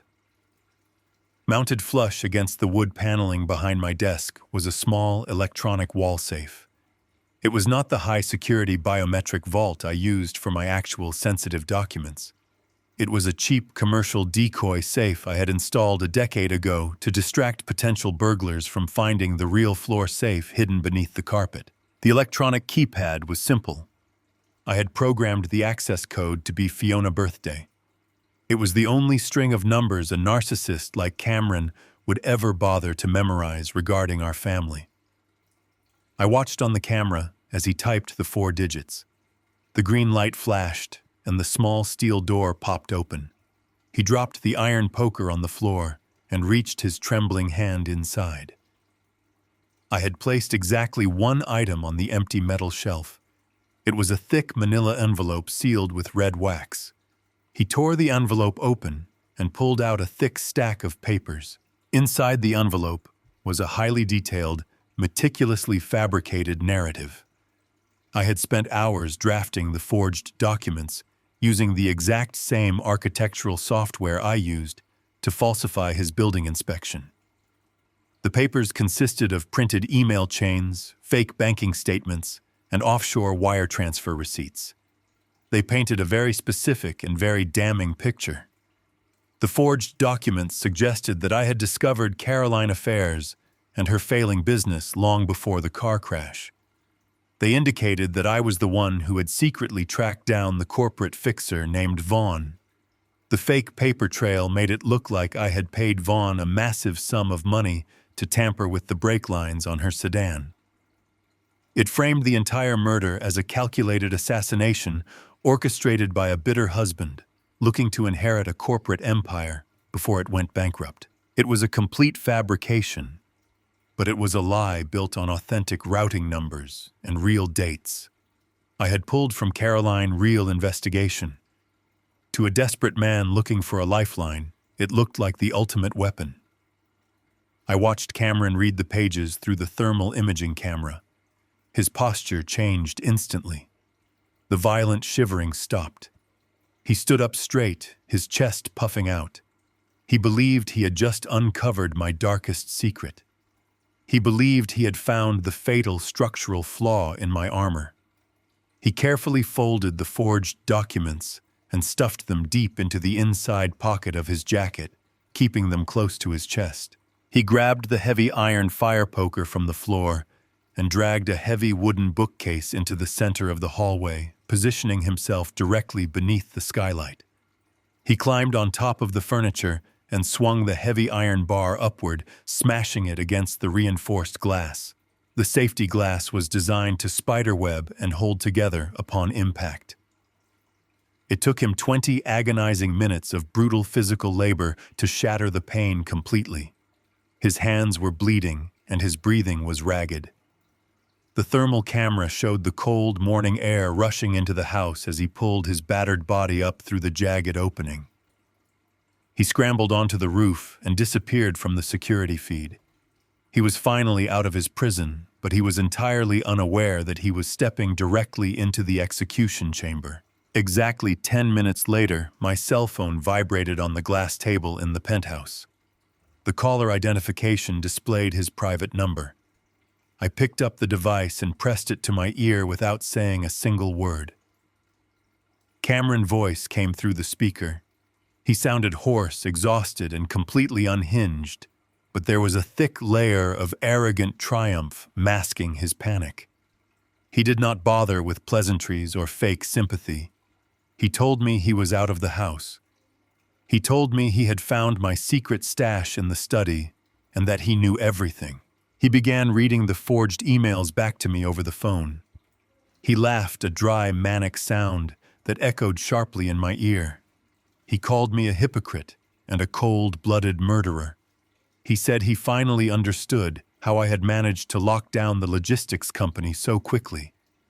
He threatened to walk straight into the district attorney office and hand over the physical evidence, proving I had hired Vaughn to kill my own wife. He promised me the police would arrest me before noon and that the corporate board would beg him to return and take back the company as the heroic son-in-law who uncovered the truth. I remained completely silent, letting him lay out his entire extortion strategy. When he finished his rant, he delivered his final demand. He told me he would destroy the documents and disappear forever, but only if I paid a massive price. He demanded a direct offshore wire transfer of $30 million. He gave me exactly 2 hours to secure the funds. He knew he was asking for almost the entire liquid reserve of the logistics empire. It was the ultimate greedy overreach of a man who thought he held all the cards. He quickly dictated the terms of the exchange. He refused to meet anywhere private. The terrifying night trapped inside my smart home had made him paranoid about my physical capabilities. He demanded we meet at a highly visible upscale restaurant located directly in the center of the financial district. It was a place frequented by wealthy executives, heavily staffed, and completely surrounded by municipal surveillance cameras. He believed the crowded public setting would entirely neutralize my ability to physically harm him or pull any more architectural tricks. He told me to sit in the main dining room and bring the digital wire transfer confirmation on my tablet. He warned me that if he saw a single police officer, he would send the documents to the media immediately. I listened to his ragged breathing over the line, waiting for my response. I did not argue with him. I did not try to negotiate the price down to a more reasonable number. I kept my voice perfectly flat and entirely compliant. I told him he had won. I told him I would have the $30 million ready to transfer, and that I would meet him at the restaurant in exactly 2 hours. I hung up the phone before he could gloat any further. I stood up and looked out the penthouse window at the morning traffic below. He thought he had successfully cornered me. He thought he was walking into a lucrative negotiation armed with an explosive truth. He did not realize the weapon in his pocket was completely useless, and the man he was about to meet had already bought the loyalty of his own assassin. I arrived at the restaurant exactly on time. It was a massive cavernous space located on the ground floor of a prominent banking tower in the financial district. The dining room was designed to project absolute wealth and transparency. The walls were made entirely of floor-to-ceiling glass. Crystal chandeliers hung from the vaulted ceilings, and dozens of high-definition security cameras were mounted discreetly in the corners of the room. The place was packed with wealthy executives, lawyers, and investment bankers eating expensive lunches.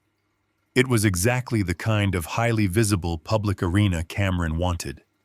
He believed the sheer volume of witnesses and the constant surveillance would act as a protective shield against any physical retaliation. He thought the environment gave him the absolute upper hand.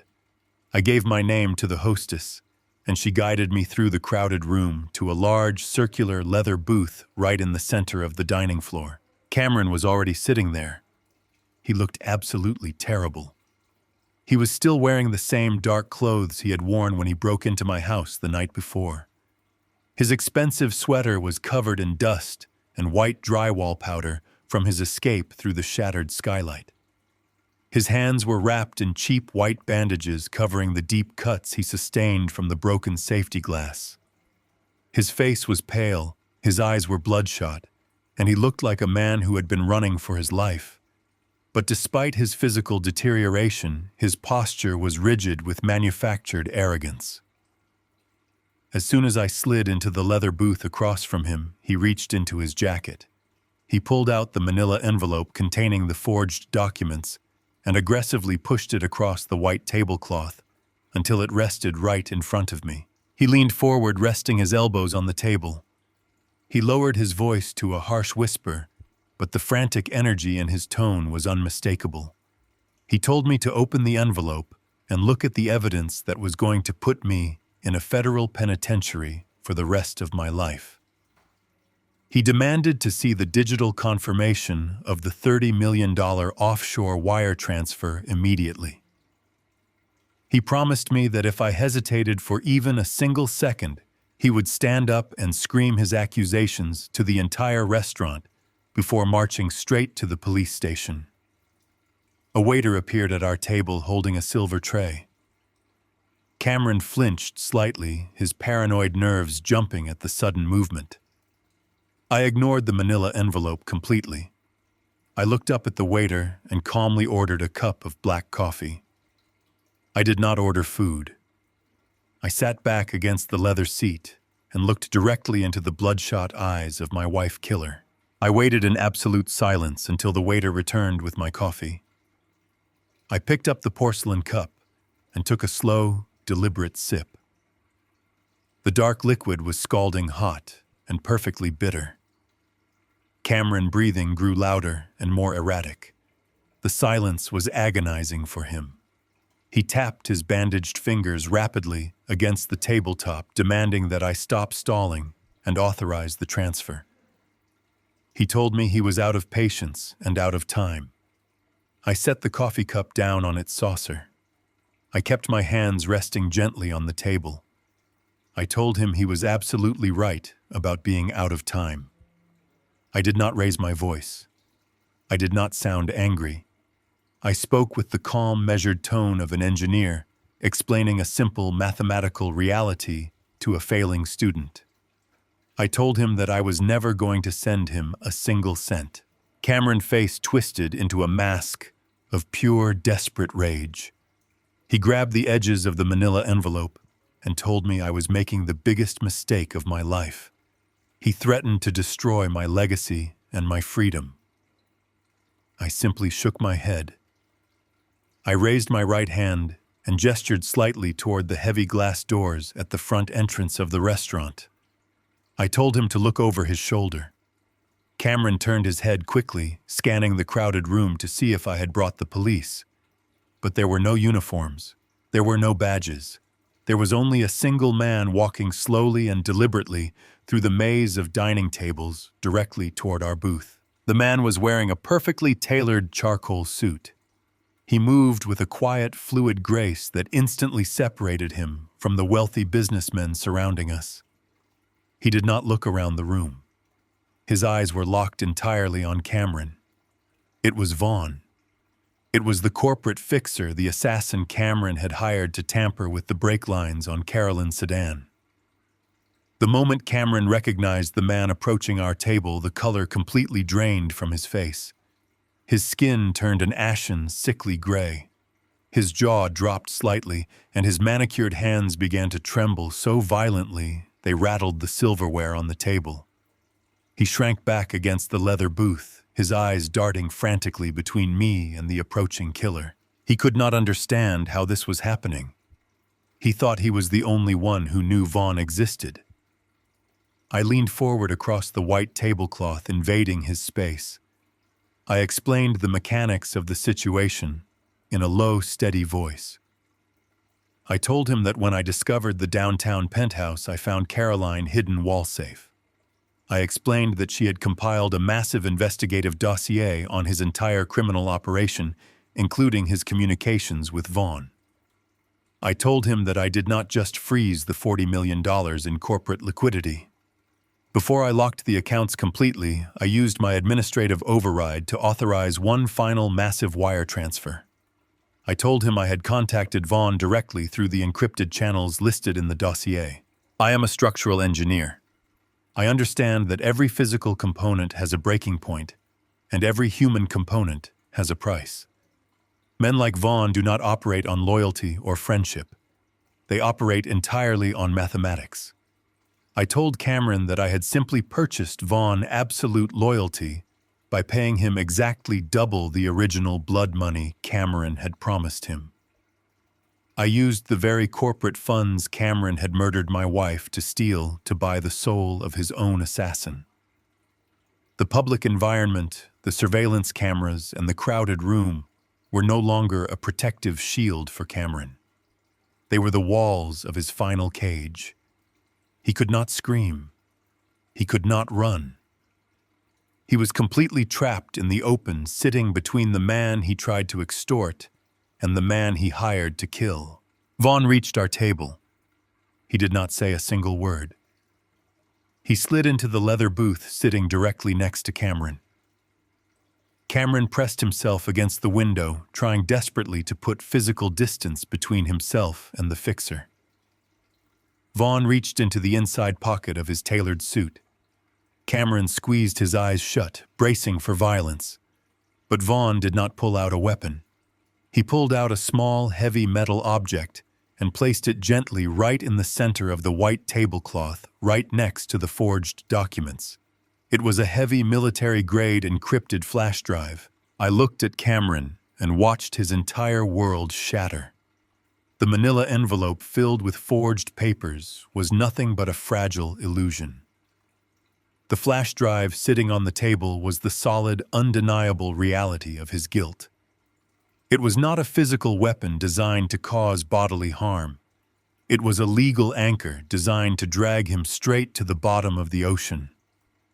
He stared at the small metal device, his breathing completely shallow. He knew exactly what kind of digital evidence a professional fixer like Vaughn would keep to protect himself. The extortion play was completely dead. There was no negotiation left. There was only the brutal, unavoidable consequence of his own actions waiting to be executed. Vaughn rested his hand flat on the white tablecloth. He did not look at me. he looked only at Cameron. He tapped his index finger against the heavy metal casing of the encrypted flash drive. The sound was soft, but in Cameron's mind, it must have sounded like a judge bringing down a wooden gavel. Vaughn spoke in a voice that barely registered above the ambient noise of the crowded restaurant. He informed Cameron that the digital drive did not contain forged emails or fake banking records. He stated that it contained a single continuous video file. It was the unedited high-definition dashcam footage recorded directly from Vaughn's own vehicle parked in the dark garage on the night my wife died. Cameron tried to swallow, but his throat was clearly too dry. He stammered a weak denial, trying to say he was nowhere near the garage that night. Vaughn simply tilted his head and systematically dismantled the lie. He explained that professional fixers never leave their own exposure to chance. Vaughn knew Cameron was an amateur, a greedy executive playing a dangerous game. So when Cameron insisted on being present in the garage to ensure the job was done correctly, Vaughn made sure the hidden cameras were rolling. Vaughn calmly detailed exactly what the video showed. It showed Cameron walking up to the dark sedan. It showed Cameron sliding underneath the chassis, holding a pair of heavy steel wire cutters. It showed Cameron personally severing the hydraulic brake lines while Vaughn simply stood watch in the shadows. Cameron had not just financed the murder. His inherent paranoia and his obsessive need for control had driven him to commit the physical act himself. He wanted to watch the brake fluid bleed out onto the concrete floor to guarantee his inheritance. Vaughn explained that he always kept digital insurance policies on his wealthy clients just in case they ever tried to refuse payment or pin the blame on him. Now that insurance policy belonged entirely to me. I leaned across the table. I did not raise my voice, and I did not threaten him with the police. Violence and shouting were the tools of men who had lost control. I was a structural engineer, and I had the entire situation perfectly clamped down. I reached into my coat pocket and pulled out a thin leather folder. I laid it open on the table right next to the flash drive. Inside were 3 pages of dense legal text. It was a legally binding confession drafted by my forensic accountants and corporate lawyers. The document explicitly detailed his complete orchestration of the massive financial embezzlement from the logistics empire. It also contained a full written admission to the premeditated murder of my wife Caroline. Attached to the confession was a secondary legal instrument. It was an absolute forfeiture agreement. It stated that Cameron voluntarily surrendered every single remaining asset he possessed to the blind trust under my name. It included his luxury cars, his expensive watches, his frozen bank accounts, and his personal investment portfolios. I was demanding his total financial obliteration. I pulled a simple black pen from my pocket and set it on top of the paper. I looked at the terrified man sitting across from me, and I gave him a choice. I explained the mechanics of his immediate future. He could pick up the pen and sign the documents right now. If he signed, he would forfeit his entire existence. He would walk out of this restaurant as a penniless man. He would face the immediate civil wrath of the corporate board of directors without a single dollar to hire a defense attorney. He would be reduced to absolute poverty and publicly disgraced, but he would be able to walk out the front door. Then I explained the alternative. I told him to look out the massive glass window of the restaurant. I pointed to a dark gray unmarked sedan parked directly across the street next to a fire hydrant. I told him there were 2 homicide detectives sitting inside that vehicle holding a search warrant. They were waiting for my signal. I promised him that if he refused to sign the documents, I would stand up and walk outside. I would hand the encrypted flash drive containing the high-definition video of him cutting the brake lines directly to those detectives. If he chose that path, he would not walk out of the restaurant. He would be dragged out in heavy steel handcuffs in front of his wealthy peers and the financial media. He would face an immediate indictment for first-degree murder, and he would spend the rest of his natural life rotting inside a maximum security federal penitentiary. The reality of his situation crushed him with the weight of a collapsing skyscraper. There was no clever legal loophole. There was no offshore account to save him. The public environment he had chosen to protect himself was now serving as a theater for his total destruction. He looked at the heavy metal flash drive. He looked at the unmarked car parked across the street. He looked at the cold, emotionless face of the fixer he had hired. Finally, he looked at me. He was searching for a single drop of mercy or hesitation in my eyes. He found absolutely nothing but cold architectural calculation. Cameron reached out and grabbed the black pen. His hands were shaking so violently that he could barely keep his grip on the plastic barrel. He pulled the documents closer to his chest. He did not bother reading the fine print. He knew the terms were absolute, and he knew I was not bluffing. He pressed the pen to the paper and scribbled his signature across the bottom of the first page. He flipped to the second page, his breathing rapid and shallow, his eyes wide with blind panic. He signed the asset forfeiture agreement, surrendering the last remnants of his wealthy lifestyle. He flipped to the final page and signed the written confession of murder. He signed away his entire existence in less than 10 seconds. The arrogant executive who had laughed about my dead wife in a luxury penthouse just 3 days ago was now completely gone. He dropped the pen on the table as if it burned his fingers. He pushed the leather folder back across the white tablecloth toward me. He slumped back against the leather booth, completely hollowed out. He had traded his empire and his wealth for the mere illusion of temporary freedom. He thought he had bought himself a small window of time to run. But the demolition was a continuous chain reaction, and I was not finished tearing down his world. I closed the leather folder and slipped it into my coat right next to my heart. Vaughn did not wait to be dismissed. As soon as the ink was dry on the paper, the corporate fixer stood up from the booth. He buttoned his tailored suit jacket and offered me a brief, respectful nod. He had been paid handsomely for his defection, and his transaction with our family was officially concluded. Vaughn turned and walked away, blending seamlessly back into the crowded dining room until he disappeared through the front doors. Cameron watched him leave, his eyes wide with the realization that the criminal underworld he tried to manipulate had ultimately swallowed him whole. I picked up the heavy metal flash drive and placed it carefully into my pocket. I looked at Cameron. He was staring at the empty tablecloth where the evidence of his crimes had just been sitting. His dirty sweater hung loosely on his shoulders. He looked small and pathetic. The fear of prison had driven him to bankrupt himself, but he still did not understand the complete architecture of my revenge. He actually believed that by signing the papers, he had secured a head start. He believed he could walk out of the restaurant, go underground, and eventually rebuild his life somewhere far away from my reach. He did not realize that the confession he just signed was not an alternative to prison.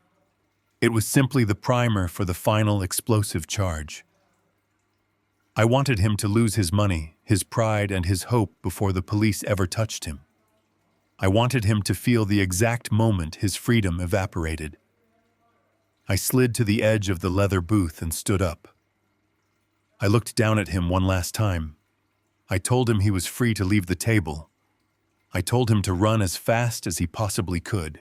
I did not even have to wait long for the final structural support to collapse. I watched the heavy glass doors of the restaurant swing open with violent force. Fiona stood in the entryway. She was breathing heavily and scanning the crowded dining room with frantic, wide eyes. She had undoubtedly tracked Cameron using the global positioning signal on his phone after he failed to return from his ruined real estate meeting. She spotted us sitting in the center booth, and began marching across the floor. She was wearing another expensive designer coat and carrying the exact same handbag I had dropped my acoustic transmitter into the night before. As she approached our table, she took one look at Cameron. She saw his ruined clothes, his bleeding, bandaged hands, and his pale, defeated face. Then her eyes darted to the legal documents sitting on the white tablecloth. She saw the thick black ink of his signature on the written confession and the absolute forfeiture agreements. In that single fraction of a second, her internal survival algorithm recalculated everything. She did not ask him what happened. She did not try to comfort the man she had married. She instantly recognized that the ship was sinking, and she immediately tried to throw him overboard to save herself. Fiona slammed her hands down on the table, causing the crystal water glasses to shake. She began to scream. She did not care about the wealthy executives and the investment bankers staring at her. She played her role to the absolute limit. She pointed a trembling finger at Cameron and yelled that he was a monster. She told the entire restaurant that he had forced her to sign those banking documents and that he had physically abused her for years.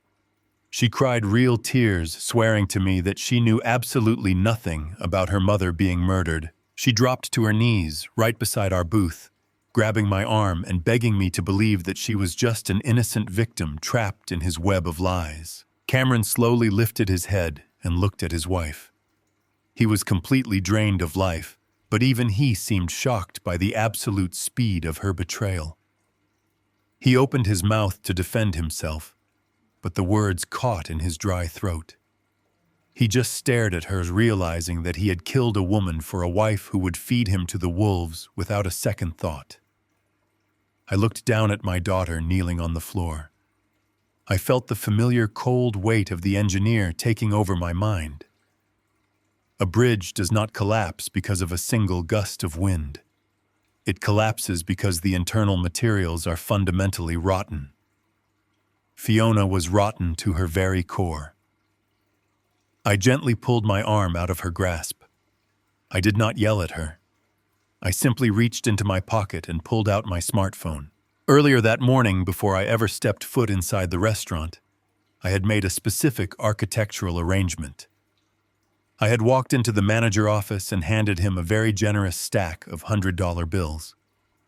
I told him I needed to synchronize my phone to the central Bluetooth audio system of the dining room for a brief private presentation.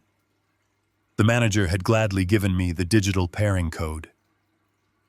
Now, as Fiona continued to sob and beg for my forgiveness, I swiped my thumb across the smooth glass screen of my phone. I accessed the secure audio files I had compiled on my internal storage. I selected the first file and pressed the play button.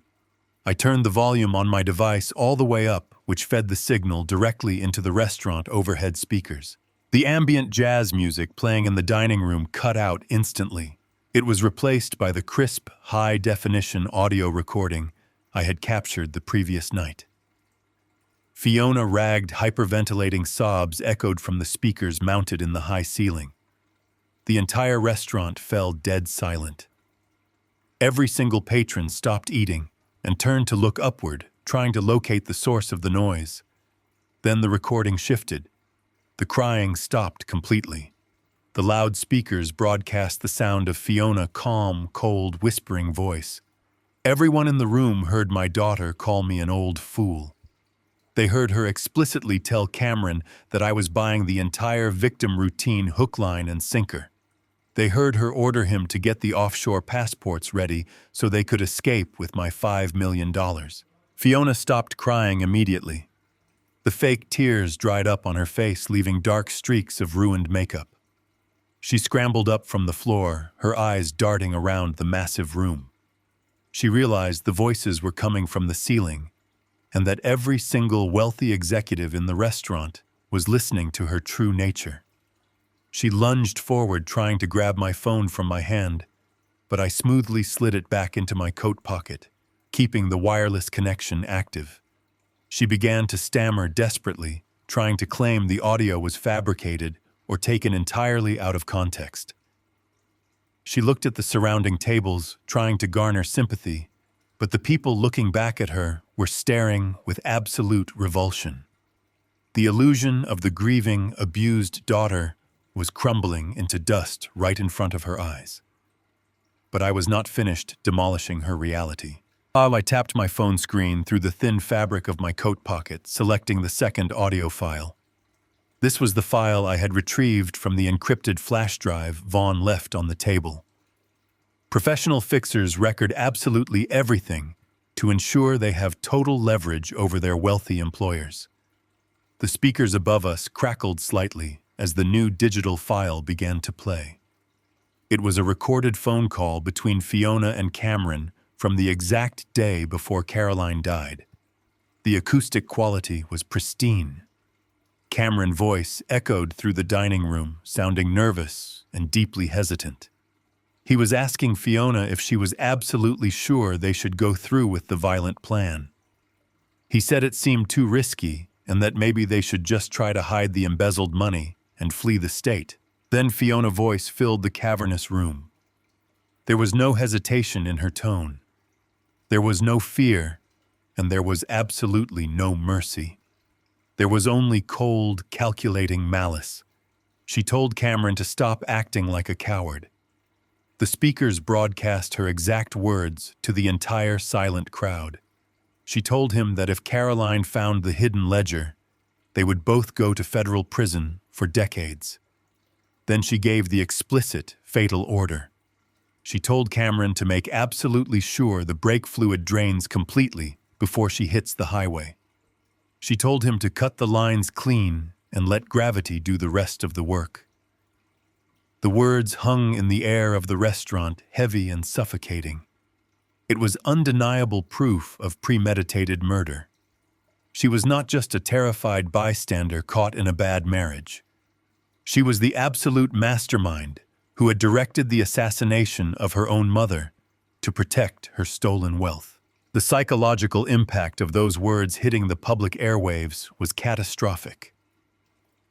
Fiona stood frozen next to the leather booth. Her expensive handbag slipped from her shoulder and crashed onto the floor, spilling her cosmetics and keys across the polished hardwood. Her jaw hung open. The meticulously crafted mask of the innocent victim shattered into 1,000 irreparable pieces. There were no more lies she could invent. There was no more manipulation she could attempt. The entire room had just heard her order the execution of the woman who gave birth to her. Some of the patrons at the nearby tables actually pushed their chairs back, physically, moving away from her as if she were carrying a deadly contagious disease. Cameron looked up at his wife from the booth. A bitter, twisted smile crept across his pale face. He had lost everything, his money, his freedom, and his pride. But watching the woman who just betrayed him get publicly destroyed brought him a sick sense of finality. They were both completely exposed to the harsh light of reality. I sat in the booth and looked at the woman I had raised. I searched my heart for any lingering trace of paternal love or grief. I found absolutely nothing. I had successfully demolished the toxic structure that had killed my wife. I had exposed the deep systemic rot to the world. Fiona stared at me, her chest heaving, her eyes wide with the realization that she had completely underestimated the old structural engineer. She opened her mouth to speak, but she had absolutely no voice left. The silence that followed the recording was the sound of her total and absolute destruction. Fiona finally found her legs after the crushing weight of her own recorded words destroyed her reality. She scrambled away from the booth and grabbed Cameron by the collar of his ruined sweater, pulling him forcefully upward. She told him they had to leave the building immediately before the authorities arrived. She actually believed she still had a small window of time to escape the city and disappear. She did not realize that I controlled the entire schedule and the exits were already closed. I remained seated in the comfortable leather booth and watched them stumble toward the front entrance of the dining room.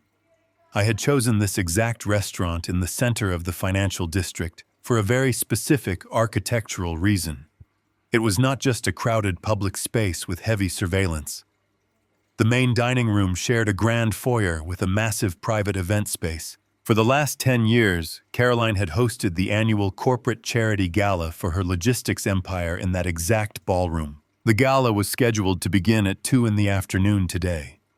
However, as the acting majority shareholder possessing absolute control over the company calendar, I had quietly instructed the event coordinators to open the massive mahogany doors early for a special presentation. As Fiona and Cameron reached the center of the dining room, the heavy wooden doors of the adjacent ballroom swung wide open. A massive flood of wealthy investors, corporate board members, including Chairman Sterling and local financial media personnel, poured directly into the main lobby and dining area. The room was suddenly packed with hundreds of the most powerful people in the city. These were the exact people Cameron and Fiona had spent their entire adult lives trying to impress, manipulate, and control. Fiona and Cameron were instantly trapped in a sea of tailored suits and expensive evening gowns. They looked completely horrific. Cameron was covered in white drywall dust, and his hands were wrapped in dirty, bloody bandages from shattering my skylight. Fiona had dark streaks of ruined makeup running down her pale face, and her hair was a tangled mess. The wealthy elite stopped walking and stared at them in absolute confusion and disgust. The investors parted ways, stepping backward to avoid touching them, as if they were infected with a lethal virus. The social isolation was immediate and absolute. Then the final load-bearing pillar of their escape route was permanently removed. I looked out the floor to ceiling glass windows facing the street. The doors of the dark gray, unmarked sedan parked next to the fire hydrant swung open. 2 homicide detectives stepped onto the pavement, followed closely by 4 uniformed police officers from a marked cruiser that had just pulled up to the curb with its lights flashing silently. The police crossed the street with focused, aggressive urgency. They entered the restaurant, pushing through the heavy glass doors. The loud chatter of the corporate gala died down instantly, replaced by a tense, suffocating silence. The crowd of executives and journalists parted like a wave, forming a clear, wide path directly to the center of the room, where my daughter and son-in-law stood, completely frozen in terror. The lead detective was a tall, heavy-set man with a stern face and graying hair. He walked right past the shocked investors and the flashing cameras of the financial press. He did not look at the crowd. He marched directly toward the leather booth where I was standing. I stepped forward and met him halfway. The detective looked at me and asked if I was Russell. I nodded my head slowly. I reached into my coat pocket and pulled out the 2 items that would bury the monsters standing in front of us forever.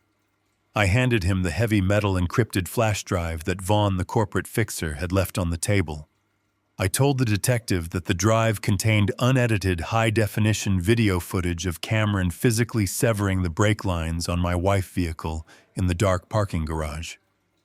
Then I handed the detective the leather folder containing the legal documents. I explained that inside he would find a fully executed, legally binding confession to the murder and a massive corporate embezzlement scheme. I pointed out that the confession was signed entirely by Cameron's own hand less than 10 minutes ago right here at this table. I told the detective that the audio recording playing over the restaurant speakers moments prior was my own daughter Fiona actively coordinating the assassination plot. I informed him that the evidence was absolute, undeniable, and ready for the district attorney. The detective took the items and nodded, his expression hardening into professional coldness. He turned around and signaled to the uniformed police officers waiting behind him. They moved in swiftly, surrounding Fiona and Cameron in a tight, inescapable circle. The public spectacle was mathematically perfect. The financial journalists in the crowd immediately pulled out their professional cameras and smartphones, capturing every single second of the brutal corporate downfall. The officers grabbed Cameron first.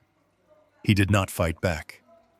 The absolute certainty of his doom had completely short-circuited his nervous system.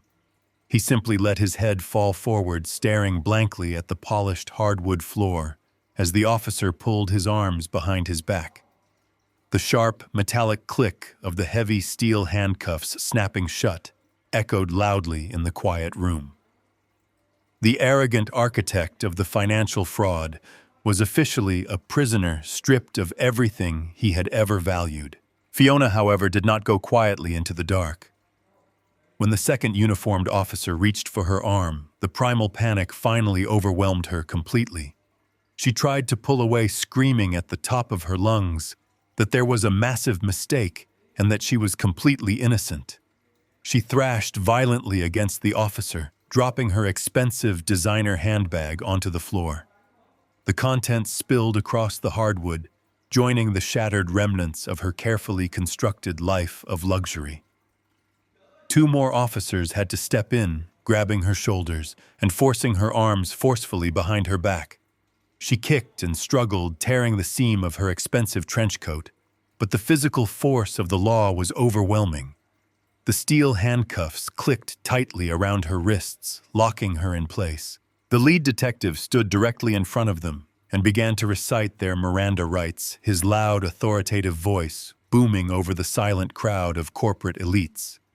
He cited formal charges of first-degree premeditated murder, massive financial wire fraud, and criminal conspiracy.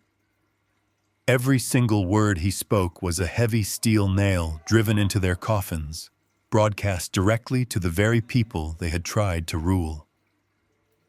As the officers began to physically drag them toward the front doors, Fiona stopped fighting for a brief second. She planted her feet against the floor and turned her head, looking frantically over her shoulder until she found me standing near the booth. Her eyes were completely bloodshot and filled with absolute, undeniable terror. The cold, calculating killer who had ordered her mother death was entirely gone. In that singular moment of total defeat, she reverted to a frightened, desperate child. She locked eyes with me, her face pale and streaked with dark tears. She called out to me using a word she had not used since she was a little girl playing in our backyard. She called me Daddy. She begged me to help her. She pleaded for a final shred of parental mercy, asking me to make the police stop and telling me she was so sorry for everything. She wanted the father who had always protected her to step forward and fix the broken pieces of her life. I stood perfectly still and looked deeply into the eyes of the woman I had raised. I searched my soul for a single microscopic fracture in my resolve. I looked for any trace of the fatherly instinct that usually compels a man to protect his child no matter what they have done. But I found absolutely nothing inside my chest. She had completely destroyed that part of me the moment she ordered my wife to die, just so she could take a luxury vacation on a stolen yacht. I was no longer her father. I was the structural engineer who had successfully managed the controlled demolition of a highly toxic hazard. I did not speak a single word to her. I did not offer her a look of sympathy or even a look of anger. I simply raised my left arm and looked down at my heavy silver wristwatch. I deliberately adjusted the metal band around my wrist, focusing entirely on the exact time of day. The mechanical precision of the movement was my final silent answer to her desperate plea. I lowered my arm, turned my back on my own flesh and blood, and began to walk away. I heard her scream my name one last agonizing time as the police dragged her through the heavy glass doors and out into the cold reality of the street. I walked in the opposite direction, moving smoothly through the parted crowd of shocked executives and silent investors. I did not look back at the wreckage. The structural demolition was completely flawless, and the site was finally clear. The federal trial was a marvel of structural efficiency. It did not drag on for months of agonizing testimony and theatrical legal maneuvers. When the foundation of a lie is completely destroyed, the collapse is immediate and absolute. The prosecutors did not even need to build a complex narrative for the jury. They simply presented the encrypted flash drive and the signed legal confession. I sat in the very back row of the courtroom every single day of the proceedings. I wore my charcoal suit and watched the mechanical process of justice grind my daughter and her husband into dust. Cameron sat at the defense table looking completely hollowed out. His expensive tailored suits were gone, replaced by a standard-issue orange prison uniform. He did not look at the jury, and he never once looked back at me. Fiona spent the entire trial weeping loudly. She tried to play the victim card for the judge, claiming she was manipulated, terrified, and financially trapped. But the audio recording stripped away any possibility of sympathy. Hearing her cold, calculating voice echoing through the quiet courtroom, as she ordered the fatal tampering of the brake lines, sealed her fate permanently. The jury deliberated for less than 3 hours before returning to the box. The judge handed down the maximum penalty allowable by federal law. They both received consecutive life sentences in a maximum security penitentiary without the slightest possibility of parole. When the heavy wooden gavel fell, Fiona turned around and looked for me one last time in the gallery. I did not meet her eyes. I simply stood up from the wooden bench, walked out of the heavy double doors, and stepped into the bright sunlight of the city. I felt absolutely no weight on my shoulders. With the criminal element permanently removed from society, I turned my entire focus toward the logistics empire Caroline had built. A massive corporate building cannot stand if the subflooring is infected with rot. Cameron and Fiona had not acted entirely alone in their massive financial embezzlement. They needed corporate executives willing to look the other way. They needed compliance officers who were happy to accept large cash bonuses in exchange for ignoring the glaring discrepancies in the ledger. I convened a mandatory meeting with the corporate board of directors on a Monday morning. I did not come to negotiate or listen to their excuses. I came with a team of ruthless forensic accountants and federal labor attorneys. I systematically purged the entire executive suite. Every single manager, director, and financial officer who had touched Cameron fraudulent accounts was immediately terminated. I stripped them of their lucrative severance packages, their stock options, and their golden parachutes. I handed their names and their digital footprints directly to the federal investigators for further prosecution. Then I began the massive liquidation process. I sold off the bloated, unnecessary divisions of the company that Cameron had created simply to stroke his own ego. I streamlined the entire logistics network, consolidating the massive liquid capital into a highly concentrated, impenetrable financial fortress. The logistics empire was finally clean, but I knew my work was not entirely finished. I needed to ensure this kind of betrayal could never happen again. I drove back to the downtown financial district and rode the private elevator up to the 42nd floor. I unlocked the heavy oak door of the penthouse and walked inside. The space was exactly as I had left it on the night I discovered the truth. The white leather sofas and the minimalist chrome tables still sat in the center of the massive room. It was a monument to Carolyn's secret life and Cameron's blinding arrogance. I hired a private commercial demolition crew the very next morning. I instructed them to strip the entire floor down to the bare concrete foundation. I stood in the hallway and listened to the satisfying sound of sledgehammers shattering the expensive tiles and tearing down the drywall. I had them remove the lavish decorations, the imported rugs, and the expensive modern artwork. In its place, I designed a completely different kind of architecture. I built a fortified command center. I installed reinforced ballistic glass heavy steel filing cabinets and state-of-the-art encrypted digital server racks. This was no longer a secret luxury sanctuary for a dying marriage. This was the brand new headquarters for an organization I officially named the Caroline Shield Initiative. I utilized a massive portion of the recovered corporate capital to heavily fund a specialized elite legal team.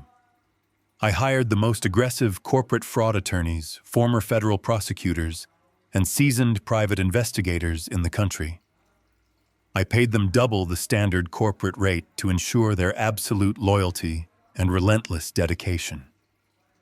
Our sole mission was to hunt down predatory family members and corrupt executives who actively targeted the elderly and the vulnerable. Within the first 6 months of operation, we successfully dismantled 12 different financial extortion rings. We saved a widow from being illegally evicted by her greedy nephew, and we recovered millions of dollars stolen from aging parents by their own entitled children. I took the exact blueprint of the trap Cameron had used against my wife, and I reverse-engineered it to protect innocent people. We became the invisible structural support for those who could not defend themselves. I stood alone in my new office, looking out through the massive floor-to-ceiling windows at the sprawling city grid below me. The sun was setting, casting a warm, golden light across the concrete towers, the busy highways, and the distant mountains. The heavy brass key that the cold notary had handed me on that terrible rainy afternoon now sat perfectly centered on my massive steel desk. It was resting on top of a polished black granite slab. It was no longer a symbol of betrayal or a reminder of the horrific secrets hidden in the dark. It was the physical catalyst that had forced me to tear down a toxic life and build something completely unbreakable in its place. I thought about the man I was before the fatal car crash. That naive, grieving old man who trusted his family blindly was completely gone dead and buried right alongside his wife. I had not simply survived the lethal trap my own daughter set for me. I had fundamentally dismantled their entire world and built a permanent, functional fortress right on top of the smoking ruins. The emotional fat was gone, leaving only the cold, hard truth of cause and effect. The silent adjustment was complete, and it was absolutely permanent. If you found satisfaction in this story of absolute justice, please share your own experiences with toxic family members in the comments below, and tell me how you found the strength to cut them out of your life. Do not forget to hit the like button and subscribe to the channel for more stories of people who refuse to be victims of circumstance. Remember that silence is not always a sign of weakness or surrender. Sometimes it is simply the sound of an architect designing your downfall. Thank you so much for listening to my story, and I will see you in the next video.